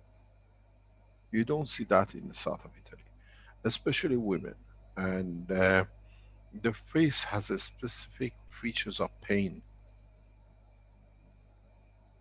And if you live like the way we do in Italy and you try to understand the reasons behind it, understanding why the feature has changed this way, it comes out of the condition of hunger and lack of food that people have adapted themselves into certain pattern of eating because it saves money. It can be afford to be eaten 1 meal a day or two, just about 2 meals a day. And that hunger brings attachment to the physicality of the shape. As I explained before, uh, a lot of people tells me they are vegetarians and they are very calm. They are very collective. They are calm people, placid. They are not war. We are not eating meat. And have you seen meat eaters are very aggressive and blah blah blah. I don't like to eat meat. As I've said many times to people who understand. Why do you become calm? It means you receive enough. Why do you become aggressive?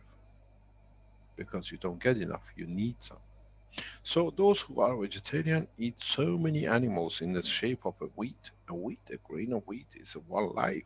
So you're a vegetarian, you eat a lot of vegetation and each one is one life. You take as much as you like. The greedy lot. Where man who eats the flesh, I would say meat eaters, with one is not enough. The aggression, the position to get more, to become satisfied, creates that condition. So why the vegetarians say that this way? Because of course they commit more crime too. They kill more. They receive more energy from the souls of the plants and whatever they eat. You give a man 1 grain of rice and say that's enough and that's one soul, and give one man 1 sheep and say this is one soul, that's yours. Which one do you think is going to be more happy? This is a fallacy which has been brought up nowadays in the world of science, life of the man. Now we understand vertical vegetation have a soul, and each one is not one soul for all the weeds in the world. Each wheat, like every man, has his own soul. So you eat a bowl of rice, what have you committed? So of course you are calm. You've stolen everything. You've taken from millions.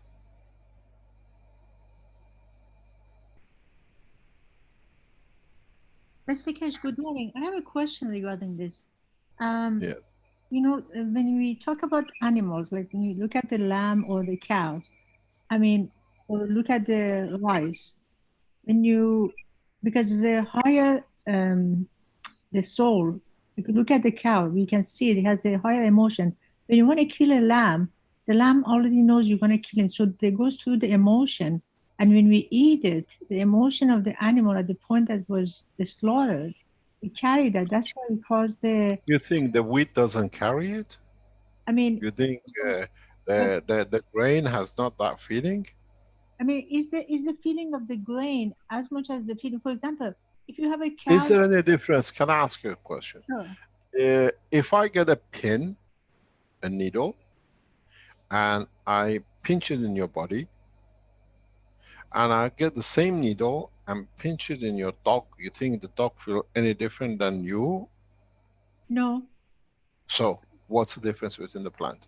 But my question is this: for example, if you have a cow in your house, and then you care for this cow and you use the milk and everything, and for example, I don't know, 50 years later, somebody dies in the house. If you go look at the cow, you can see the cow is crying. But then if I look at the like a rice plantation, and like somebody dies in a house, does the rice cry? Does he have a connection to it? We done a very interesting test in Mongolia in the past few months, as I explained before, and we have managed to create the highest protein in a grain of wheat ever produced in China.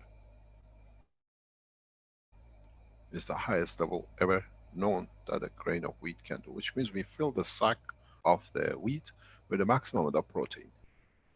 Now, is that one single piece of protein, as you saw the protein we produced in those boxes, that it led to creation of the life of the man?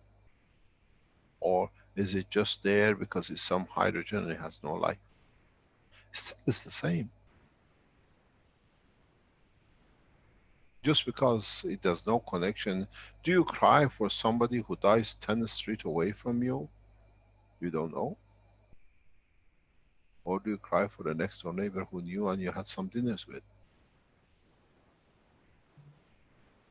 But you know, Mr. Keshe, there was another guy has a logical way of looking at the teeth. He says, look, if you look at the carnivores, like if you look at the lion, the way the teeth are, they have the big teeth in the front. They don't have the molar, which is a wide surface area in the posterior. So they have to eat meat. But when you look at human, we have the posterior teeth, which is the molar, which has a larger surface. And then you go in the grinding, you know, you grind your teeth, you bite your teeth with the front. You, Yeah, but in the position of evolution, we have decided what we're going to eat and we have adapted to it. What, you're a dentist, what happened when you pull all my teeth out and I have no more teeth? I mean, Can I still chew that meat and bite it? Or do I eat something softer that I can chew? We adapt to what we eat. That's the evolution of time. Because if I would have eaten the meat which everybody else eats, there would have been not much left because everybody eats. So I become selective, and accordingly I've changed my position and my eating habit. That's part of the evolution we do. But how we can tear it apart? An animal doesn't have a cooking pan to cook the meat before it eats. So it has to change different that it can tear it and to cook it and in a way digest it. And us humans have over time learned the fire, and we do half of the cooking inside the pot and they do the rest of it inside our stomach. So we change the position. We, in a choice of food and how we prepare it, then we evolve. But like now, Mr. Cash, it's very hard to eat because, you know, when you, I mean, if I was a farmer or if I was cattle owner, I couldn't eat at all because, like when you care for the plant, and because like if I get a basil in a pot, when I look at the basil, if I want to cut it, I feel bad for it. I don't touch it. So you just, when you look at it, say, okay, I'm going to kill But it. look at the other people, they pick it up and say, oh, so beautiful, look at it, I can put it on my salad, and basil is so nice. Have you been to Italy? Go to Rome and ask for spaghetti, is 11 euro. Ask for spaghetti with basil, is 12 euro. And when they bring you the pot, it's only one leaf of basil on top of the spaghetti, and they charge you 1 euro for it. One leaf, 1 euro.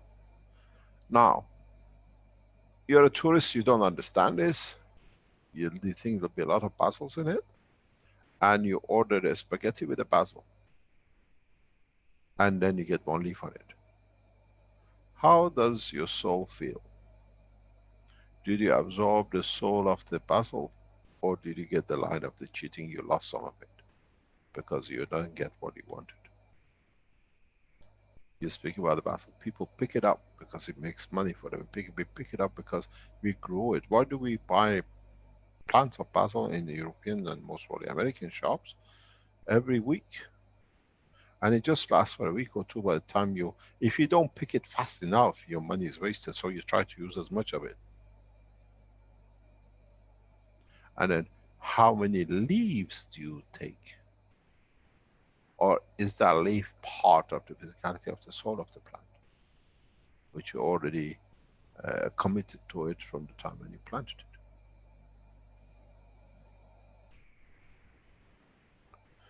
it? We are running some tests in this matter in the very near future, and it'll be very, very interesting. Very, very interesting how the test results will come out in direction of the soul of the plants, and if we add to it.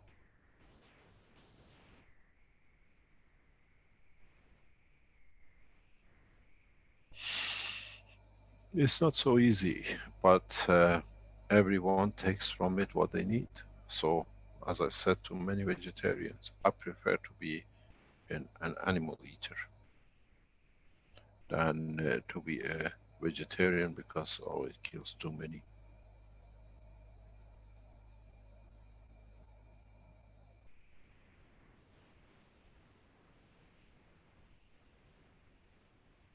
Mr. Keshe, can I have one last question, please? Yes, please. When you said that while we are traveling in the universe and we meet a condition that's near to our soul, we can choose to share our knowledge with this condition, but in a way you said that it might become the virus. So what dictates which one of those would it be? Would it be like a revelation for this condition, or would it be the virus? Which one? Who decides that? Can you repeat that, please? Yes, you said while you're explaining the creator and while we're going back to the creator, in the universal condition, when we meet a place, a condition where it is similar to ours, we can decide to share our knowledge with it. But in a way, it can become the virus also. So who decides whether this our knowledge shared with this condition would be helpful or would not be helpful?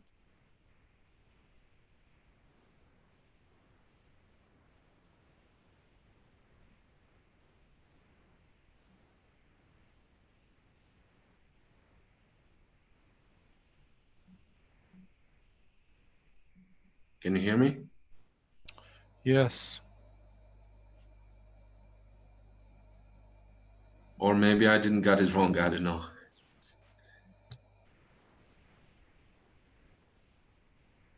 That was I had the same basic question when that first came out, when Mr. Keshe was describing that. What do you mean by that?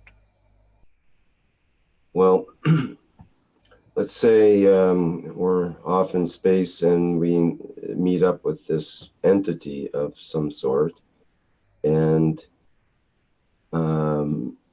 we decide that this entity, we can communicate with it, and we impart our knowledge that somehow we feel that this entity needs or could appreciate the teaching of knowledge, and we impart that, but it, instead of it elevating, maybe it becomes like a virus to them. It's not not the gift that we thought it was, I suppose you could say. I thought that Oh, it was happens. sort of what you were explaining in that Yeah. art. It happens in every dimension and position.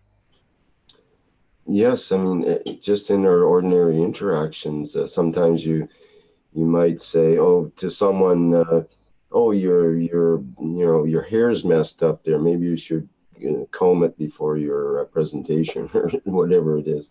And maybe you think you're doing someone a favor, and maybe they'll take offense to it, or think they're being distracted rather than helped, or some other. Yeah, understanding the culture of the universe is much harder than understanding the culture of the man. And we have a hard enough problem with the culture of man to start Yeah. with. We are a very small village in this universe, huh? And you never know, you never understand. As I was saying, I attended the conference of the plasma scientists, about 60, 70 of them, and the professors and everything. And I tried to explain, as I said, that the scientists need to separate the plasma seed from that, because on the pictures they showed, you could clearly see that the effect of the plasma on the neighboring tray, and which is usual comment when you try to explain it, or you try to add to the knowledge. And it was seen to be an offensive thing to do, to trying to teach or to add to the knowledge that when you do testing with plasma, separate your plasmas. I was told because of that I cannot attend any more conferences. You cannot add to a knowledge. It's embarrassing that the speaker does not understand and what you're trying to or didn't know what you're trying to explain. And in the Western world, we welcome the knowledge that we don't make the same mistakes. But in Chinese culture, it's a mistake. Why? You cannot add to the knowledge of collectively, but you can pull a guy aside and say, this is something wrong, this is something you need to do, it will be good, better results. But in the West, I've attended many conferences, you can stand up, you add the knowledge, they respect you for sharing knowledge. In China, you cannot share knowledge in conferences, it's seen as irrespectful. So, this is the culture, we have to understand the culture. It's the same in every other country. But when we go into space, understanding culture of universe will be a headache for man. If he still has a head after he made the mistake of the culture.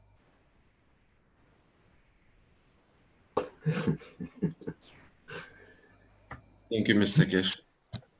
You are welcome. Mr. Keshe, good day. Yes, Shala. Good morning. Regarding this teaching, the The energy soup regarding the soul is the same here. Is this animals and vegetarians is the energy soup?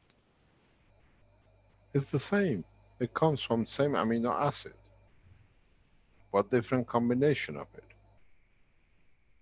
The energy soup of the soul of the man has a very complex and mixture of different strength. So it covers a bigger spectrum. A wheat is very more or less homogeneous. Not many.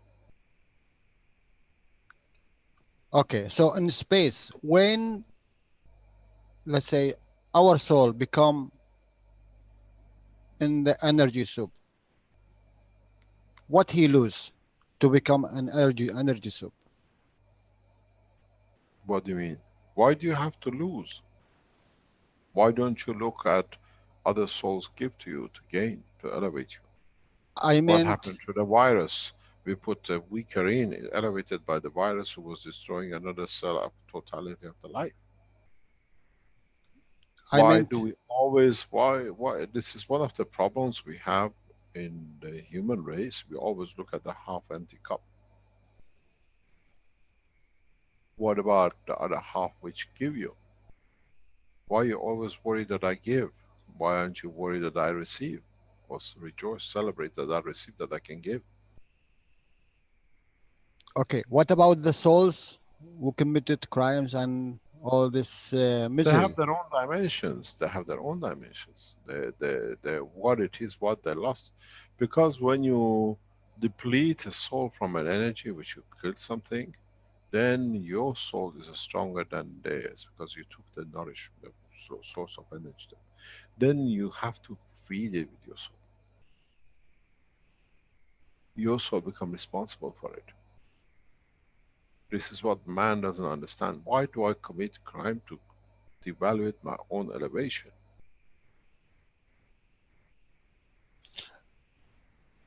Okay, but if you let's say we pray for someone, we give him some soul, let's say he will not receive it. I think because if Why he not? receive it, If if it he is, why do you give your soul to someone if you have nothing to do or you have not made any connection? look, let me clear it. Maybe it need a shortage of words here. Let's say the Diana and John. Diana received so much love because she showed love to the public, to the communities, to animals. So she received love, and in a way, she give back, even in the soul state. Because when you receive, you give more. That is what we understand. These people, John, he cannot receive because he cannot give. He cannot give more because he's short of. He If he receive receives, five, but to cover what is given, he's got not much left. yeah, If I can that's put it that way. yeah, that's why he cannot receive it because he afraid to lose from the essence in a way. In so many ways, it's for us to understand how and where we want to be and how we want to elevate it. That's why we are teaching the person to be in peace with himself. That when More it's the or less, time, yeah. more or less. It's a self-contentment. Are we content?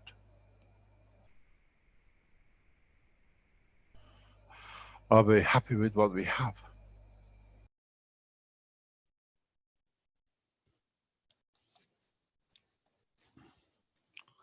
We should aim to the higher.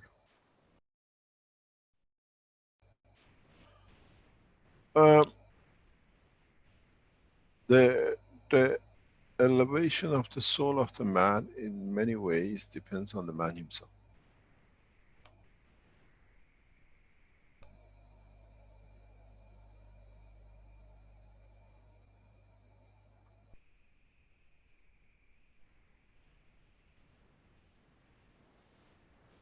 We are learning. Thank you, Mr. Keshe. Thank you very much. As I said, in all the teachings, we take from these knowledge seeker teachings and others according to our intelligence and according to our prejudices.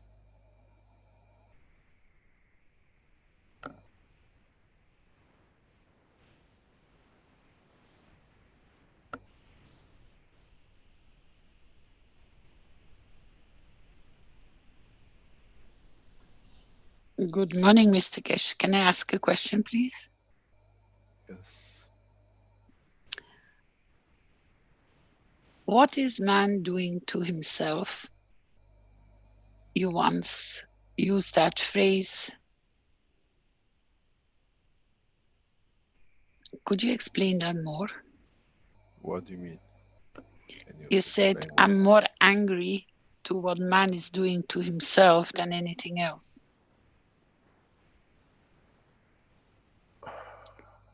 Because if you, with the first part of the teaching, it's good to know how it all started, but where did it go wrong at the point of that you use that kind of expression?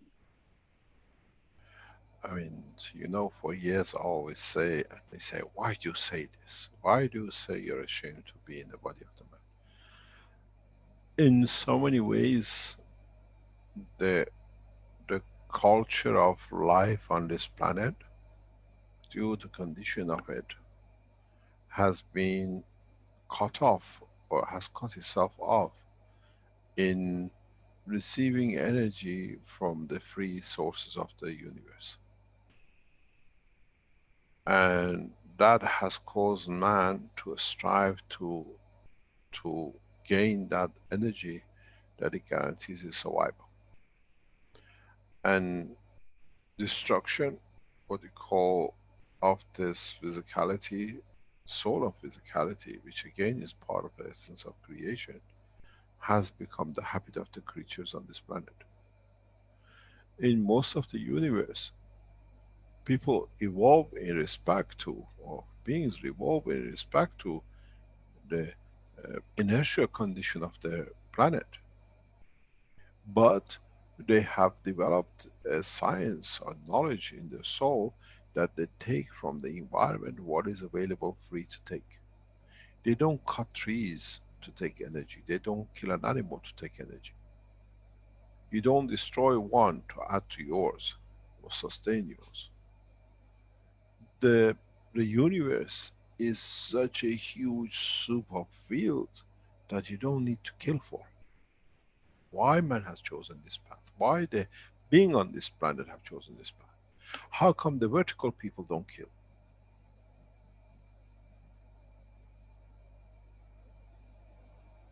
They tap into the universal energy. You call it nutrition, you call it oxygen or whatever. And they adapt themselves to what you make available to them. We've shown it in experiments in agriculture. Why only creatures which are what we call the horizontal ones have chosen this path? Why can't we learn the way a plant feeds itself? It doesn't kill, it doesn't destroy, it taps into universal energy. Where have this race has missed its point when it becomes to horizontal? And this is what, if we can elevate the soul of the man to become to the level of a plant, a vertical people, that it learns to tap into universal energy, then all this killing stops. And when one starts understanding it, and the more do, then it transfers the same way as I said, the soul of the creator transfers to the soul of the man. It transfers that essence of creation to all the beings on this planet. It's not just saving the man to become one.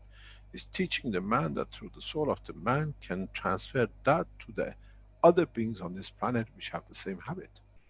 Because you have a common denominator, protein. This is why uh, the sooner I leave this planet, the less pain I carry. You cannot give enough. Somehow, the more you give this, especially human race, the more they want. You give a lion the meat when his hunger is satisfied, he doesn't kill anymore. He's happy, he sits, he sleeps. You give a man, he wants more, and then he destroys you while you haven't given him enough.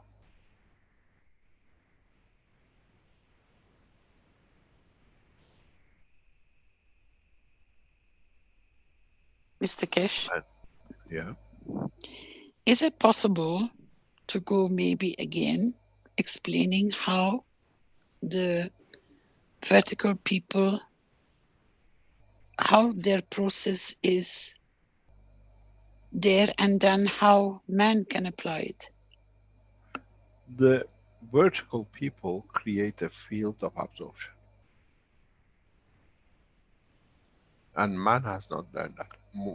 The horizontal creation on this planet has not learned that.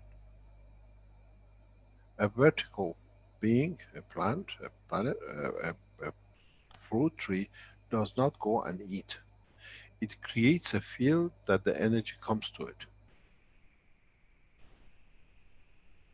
And it comes from the soul of the plant, not the physical structure of the plant. Because then the soul of the plant transfers the same knowledge, the same need to the rest of the soul of his physicality.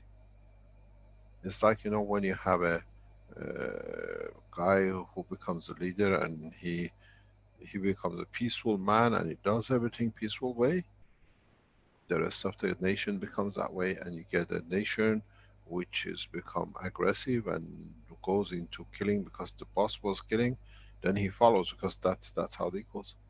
This is the same with the plant and the man, or what do you call it, the horizontal ones. Because of the rapid development composite structure, there is a huge need for energy to guarantee survival. And it's amazing how we do not understand it, and then we cut off the line of survivals when we want, and we produce it when we want.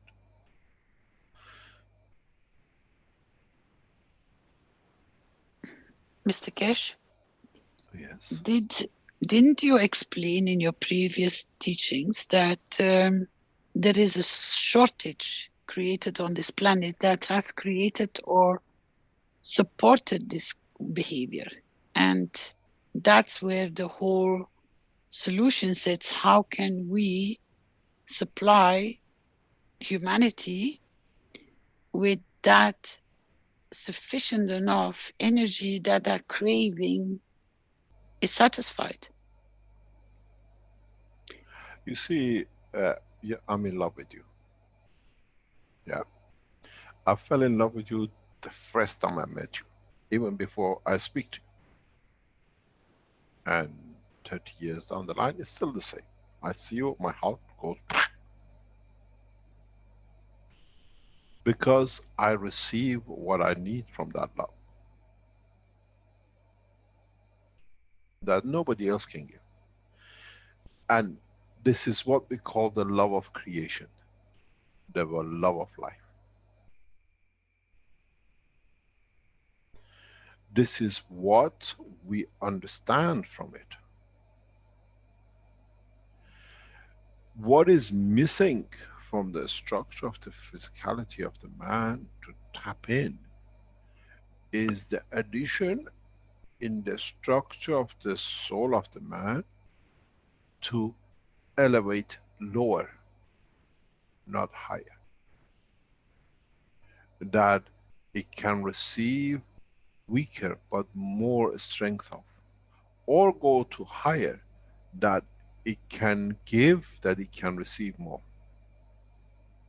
What is missing from the vertical structure and a horizontal structure is the understanding of the line of connection to universal energy. I tried to teach this to one of the research centers very recently when I was there, and I see they don't understand. I see John trying to push reactors to start, but the understanding of the non-existence of the flow does not bring the condition of the difference in potential difference. When you cannot create what is short in the knowledge of the man, this condition of humanity is the line of connection to universal energy.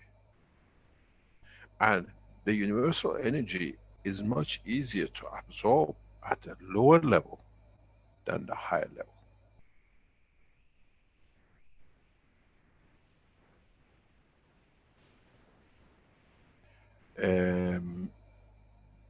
This is, if you look at the life of plants, monotonous leaf shape, monotonous stem, monotonous root, everything is made very simple. Look at the body of the man. So many fingers, so many nails, so many skins, so much organs, and all interacting, creating fields that they have to be adjusted and be given to and taken, and it's just one massive sucking machine of energy. So this needs a more dynamic level of understanding. So man cannot survive with the simplicity of the lower fields. Man strives for a bigger field. And those bigger fields have a different dimension of existence. And this is what we have to learn. This is part of the cycle of creation. We have to learn to elevate our soul that it taps into the universal energy. And this is what I've been trying to teach for years and nobody understands. It's not finding the strength of the soul, it's finding the understanding to elevate the soul that it can tap into universal energy that does not need to take from the body of the man or another creature. The same as the plant does. We have to be able to create an atmosphere around our being that it takes from it. But what we do, we put it inside and we chew it and grind it and plasmasize it and we take it. What about if we go the other way around? The way we change the matter to a plasma, what about if we change our physicality to the plasma of the soul, and then it has access to tap the universal energy, and then we don't need to kill one? Or shall we, in a state of sleep, to convert to that, to absorb what we need, that in the time of the physicality we don't need to? Or can we go into the state of understanding the position of the separation of the soul, that while the physicality rests through the strength of the soul, which we absorb from the universal energy, we can feed it during the day that it doesn't touch something else. This is where the missing link is. This is where the problem sits.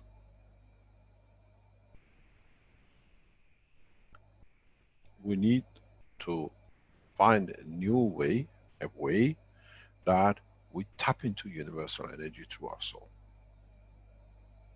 And many people can do. But if we do not, then we say we die of lack of energy and lack of food. If you can tap into, then you can do. And there are different ways to tap into. And we decide the way we breathe, the way we look, the way we think can create different dimensions of the physicality. Very recently, somebody gave me some results. And I looked at it.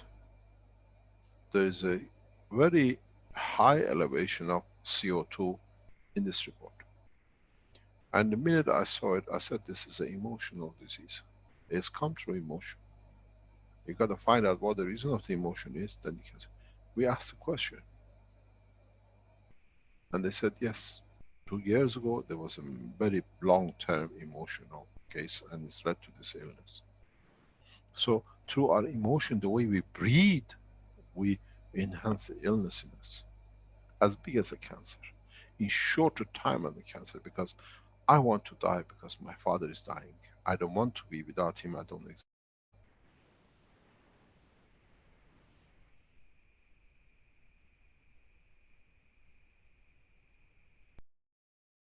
And then if you go into the process of asking further questions, you find how the illnesses match. If we can do that, so what we need to do is to find how, a way that we can tap into universal energy, that we don't need to eat.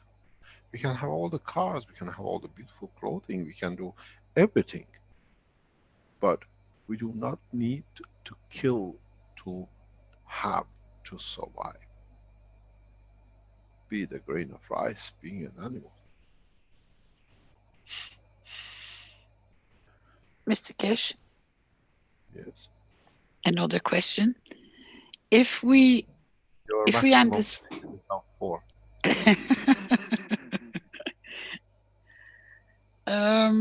You're abusing your privilege right as a wife. No, I'm not. I don't think so. I Carry hope on. not. Carry on. If we know by observation so far that we don't get our energy maximum through our food, we are taking so much more energy through breathing and through our skin. So actually food is a very minor but very devastating, actually more consuming energy than anything else. How can we balance it if we are, if we can surround us with that field strength, what we need extra to top up, to step away from that food consumption, which is the killing machine? Because we all know that, what? I've just drawn something on the screen where I started teaching in respect to the virus today. If I would put a massive field into the mouth of the pig, I will feed the virus to become bigger because it's lower in energy. I feed the pig with the lower energy that it takes from the bigger. This is the soul of the man.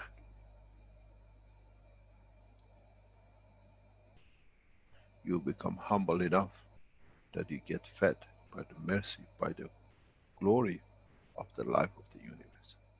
And this is what man does not understand.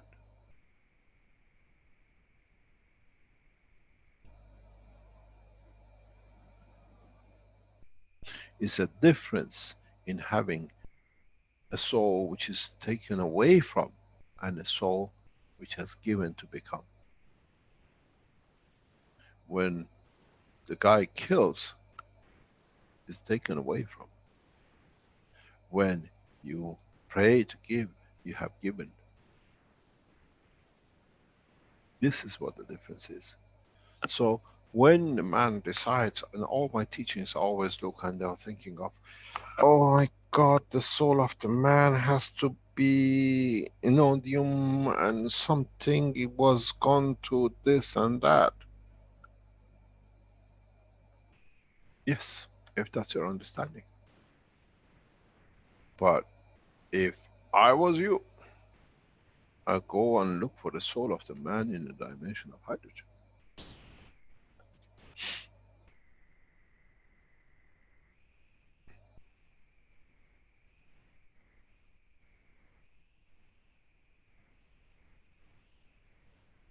This is what we do not understand. Because when you become of the lower, the others support you as you need, but you still can keep the physicality of the man. But our students, knowledge seekers, they decided to go the path as it is, the bigger the better. As you become bigger, you receive more because there is no lower of the higher. Huh? Always remember the virus and the pig.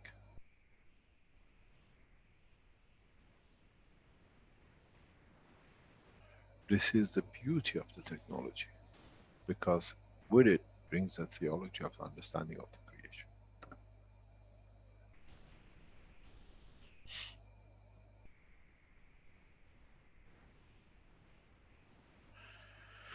It's nearly 3 hours. I think, I hope we have enlightened you a little bit more in the truth about the creation of man. That was the purpose of this teaching today. And this brings you more closer to understand your own creation. Why you've been created, how you've been created, and what is the purpose of your creation. And as far as we can see, the physical condition of the man is a condition of physicality of this planet. It does not matter another environment in the universe creates different physicality. But in essence, when these physicalities work as one piece, as one system, then they understand the position of creation of their, what we call central control, or central essence of creation, we call the soul of them. And in essence, they're all the same because they carry the replication of the soul of the creator. Isn't it better to, by understanding this, in becoming a soul which is in the direction of the fed by the soul of the creator, than by killing the others to take from the soul of their physicality? If you're looking to be fed by animals, or finding how to elevate your soul, isn't it better to understand the structure of the soul of the man, that with it you tap, you connect to the soul of the creator, that with it, as you need, you create the physicality, you feed the physicality of the man. Then there is no need to kill. Then you become like every other creature, more or less, in the universe. Then you decide you want to go on a spaceship, or you want to go with your soul, it's all the same. But what we call the universal energy is the energy of the creator, the soul of the creator, because it's the only connection we have. And when the man understands this, comes to understand the creator is not made of nuclear and atomic, plutonium and the rest, but the soul of the creator is nothing but the fields of the creation. What we call unified field theory is one. And it depends when we take from it, how we change it. We are the converters. Read the book at the end. God is the creator, and we are converter of some. It's the last sentence in one of the books. And that conversion doesn't come that we create gold and silver, but it comes conversion of that we create the physicality ourselves.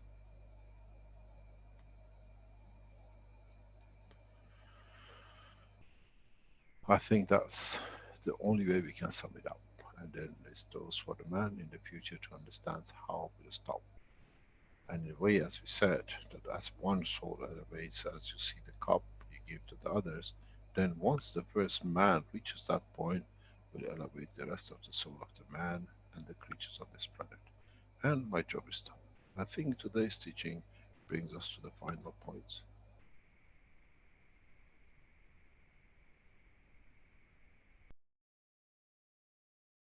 Thank you very much for today.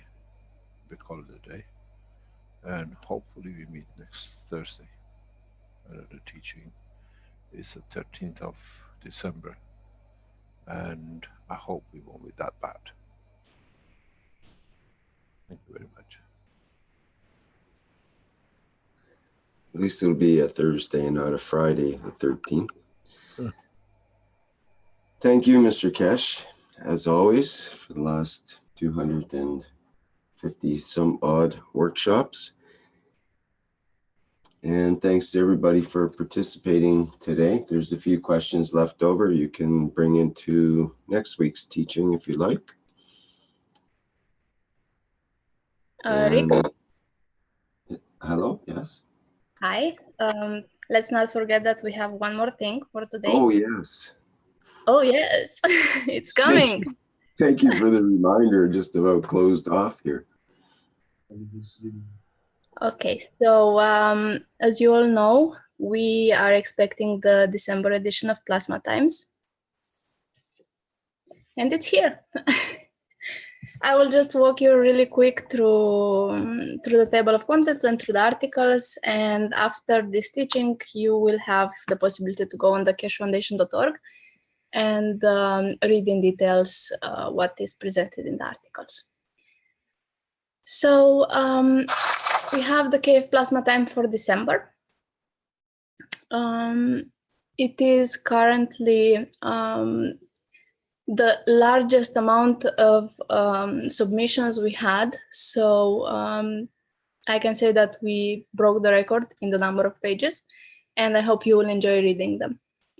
The first article describes the interaction of fields between the Earth and the Sun, therefore creating the seasons and temperatures of the Earth. The second article is about Chinese plasma lights, which were shown in the 248th Knowledge Seekers workshop as a result of the Chinese research. In the Plasma 101 series, we have the teaching, What is Plasma, delivered by Mr. Keshe in the 247th Knowledge Seekers workshop, which can help us to explain more in detail to newer people to this knowledge, what is plasma, what do we work with, and what do we understand out of it. In the agriculture, we had the breakthrough in the increase of protein in the seeds resulted from the harvest. And in this regard, we also explain how delivering the nutrients to the seed is the same as delivering the fuels to the man. Therefore, we will be able to feed ourselves in space just through one source of plasma. Mr. Keshe has also enlightened us regarding the 4-hour sleep pattern that our body is taking care for us. And this is being described in 250th Knowledge Seekers workshop. And more in details, you can also click on the links and hear exactly Mr. Keshe's teaching. For the education department, we all know that the school year is finishing 2018, and we would like to thank you very much for being with us, for contributing, for learning, and for teaching forward the knowledge. And we will gladly await for you in 2019 on 14th of January for the new school year. Anyone who would like to send renewals also for the education, they can simply send them like they did up to now, or contact us through the education department, and we will help you to guide you how to do it. On the plasma products, we have the new product, the GANS water dispenser, which comes with a large variety of GANS reserve bottles with different GANSes that you can try. And we look forward to hear your experience after drinking the water from this product. And who is interested in purchasing it can simply click on the link. You will be directed to the store and you'll see there the options of choice. In the language community, we had an article submitted by our Universal Council member for Bengali regarding the use of Keshe plasma technology in the Bengali community. And as promised, we have published the full paper of the creation of black holes. This is part of the book 3 of Mr. Keshe, The Origin of the Universe. So we wish that you enjoyed the reading and that you will understand more about the creation in the universe.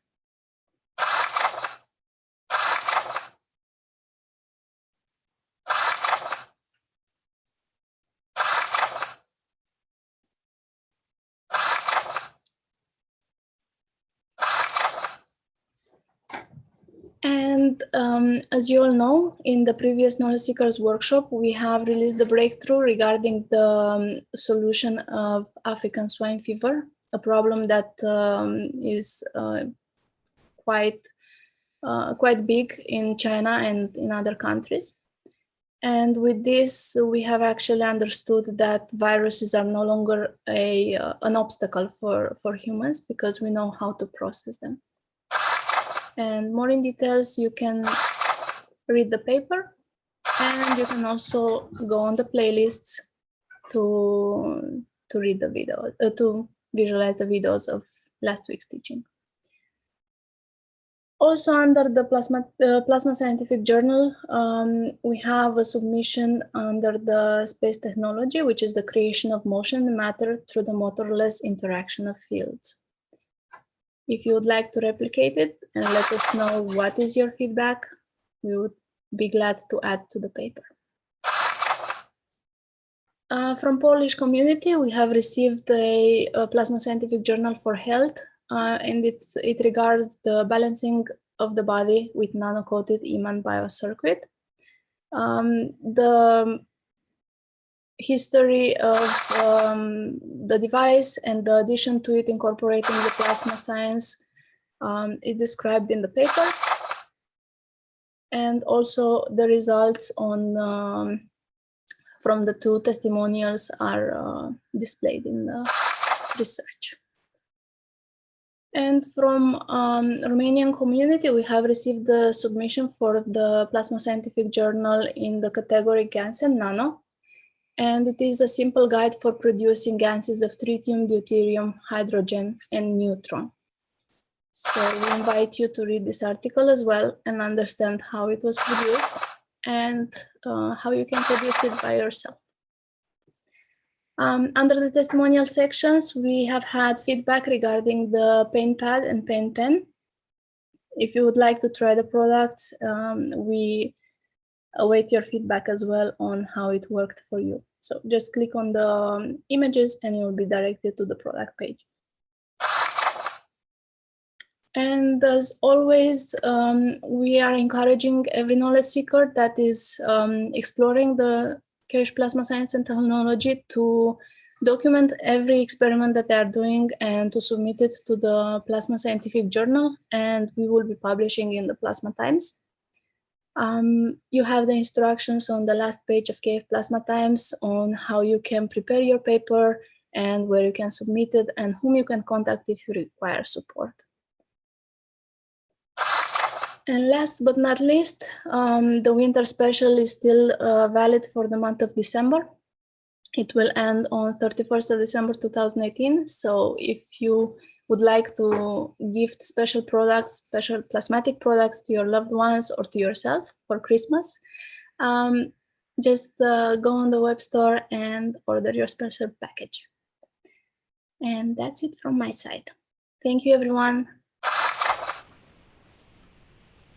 Wow, that's fantastic. Fantastic. Oh, I'm so glad at least my first paper got published in the journal. Finally. This is amazing. I submitted it in 2004.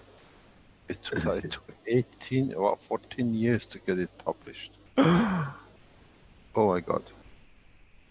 It's very interesting that at least something got published somewhere. And it's very interesting, this paper and the other things which are behind it and what is happening behind it. Thank you very much. That was very nice, Ella. And thank you very much for everyone to be with us this time. Do not forget, as I said, the Keshe Foundation needs the support and the donation. It's a foundation. It's not me anymore, as the rest of it is. You want to see the way it goes, you have to support it and you have to start taking charge to run.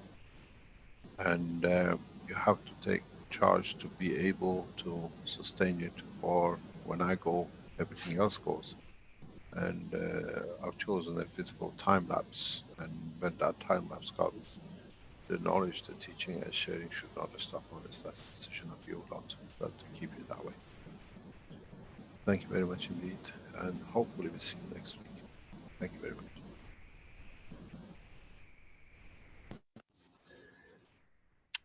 Okay, very good, Mr. Keshe. Thank you.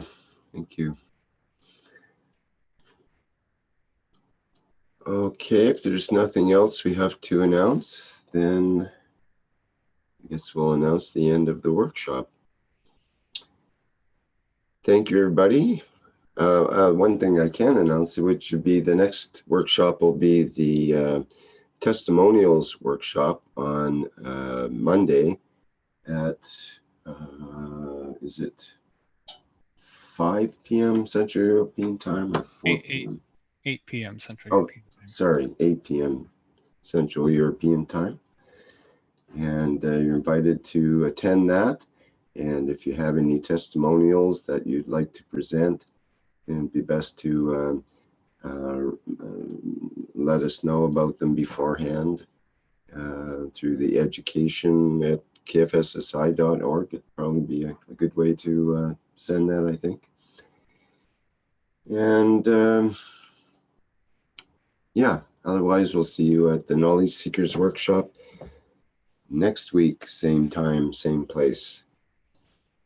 Okay, thank you, everybody. It's been the 253rd Knowledge Seekers Workshop for Thursday, December 6th, 2018. And thank you, everyone, for attending.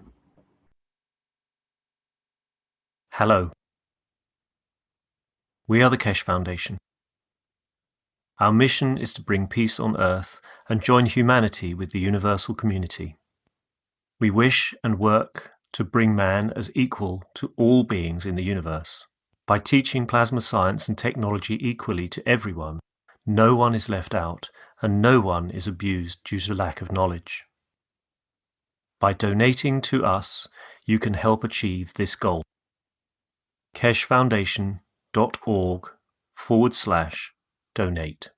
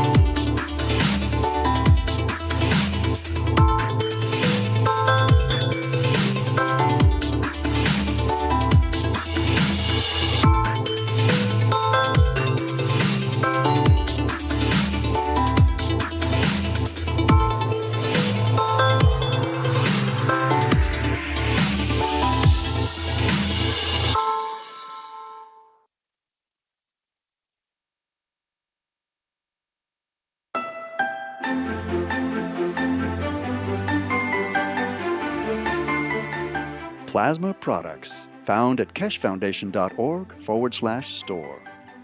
Soothing, reusable plasma eye and migraine mask.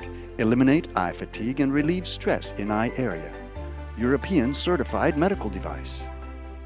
Massaging plasma insoles. Bring comfort back to your feet and energize your legs. European CE certified medical device. Antiseptic plasma liquid hand soap. Promotes well-being and relaxation with protective plasma formula. CE certified. One Soul Plasma T-shirt. GAN's formula within the symbols and stripes brings mind, soul, and body into balance. European certified. Pain Relief Pen. Emits a concentrated plasma field at point of pain, efficient up to 3 centimeters below the skin. CE certified. The Magrav's Energizer and Alkalizer raises pH and energizes water through magnetic and gravitational fields. CE certified medical device. Pain Relief Pad, a result of years of research in nanoplasma technology with magnetic and gravitational fields. CE certified medical device.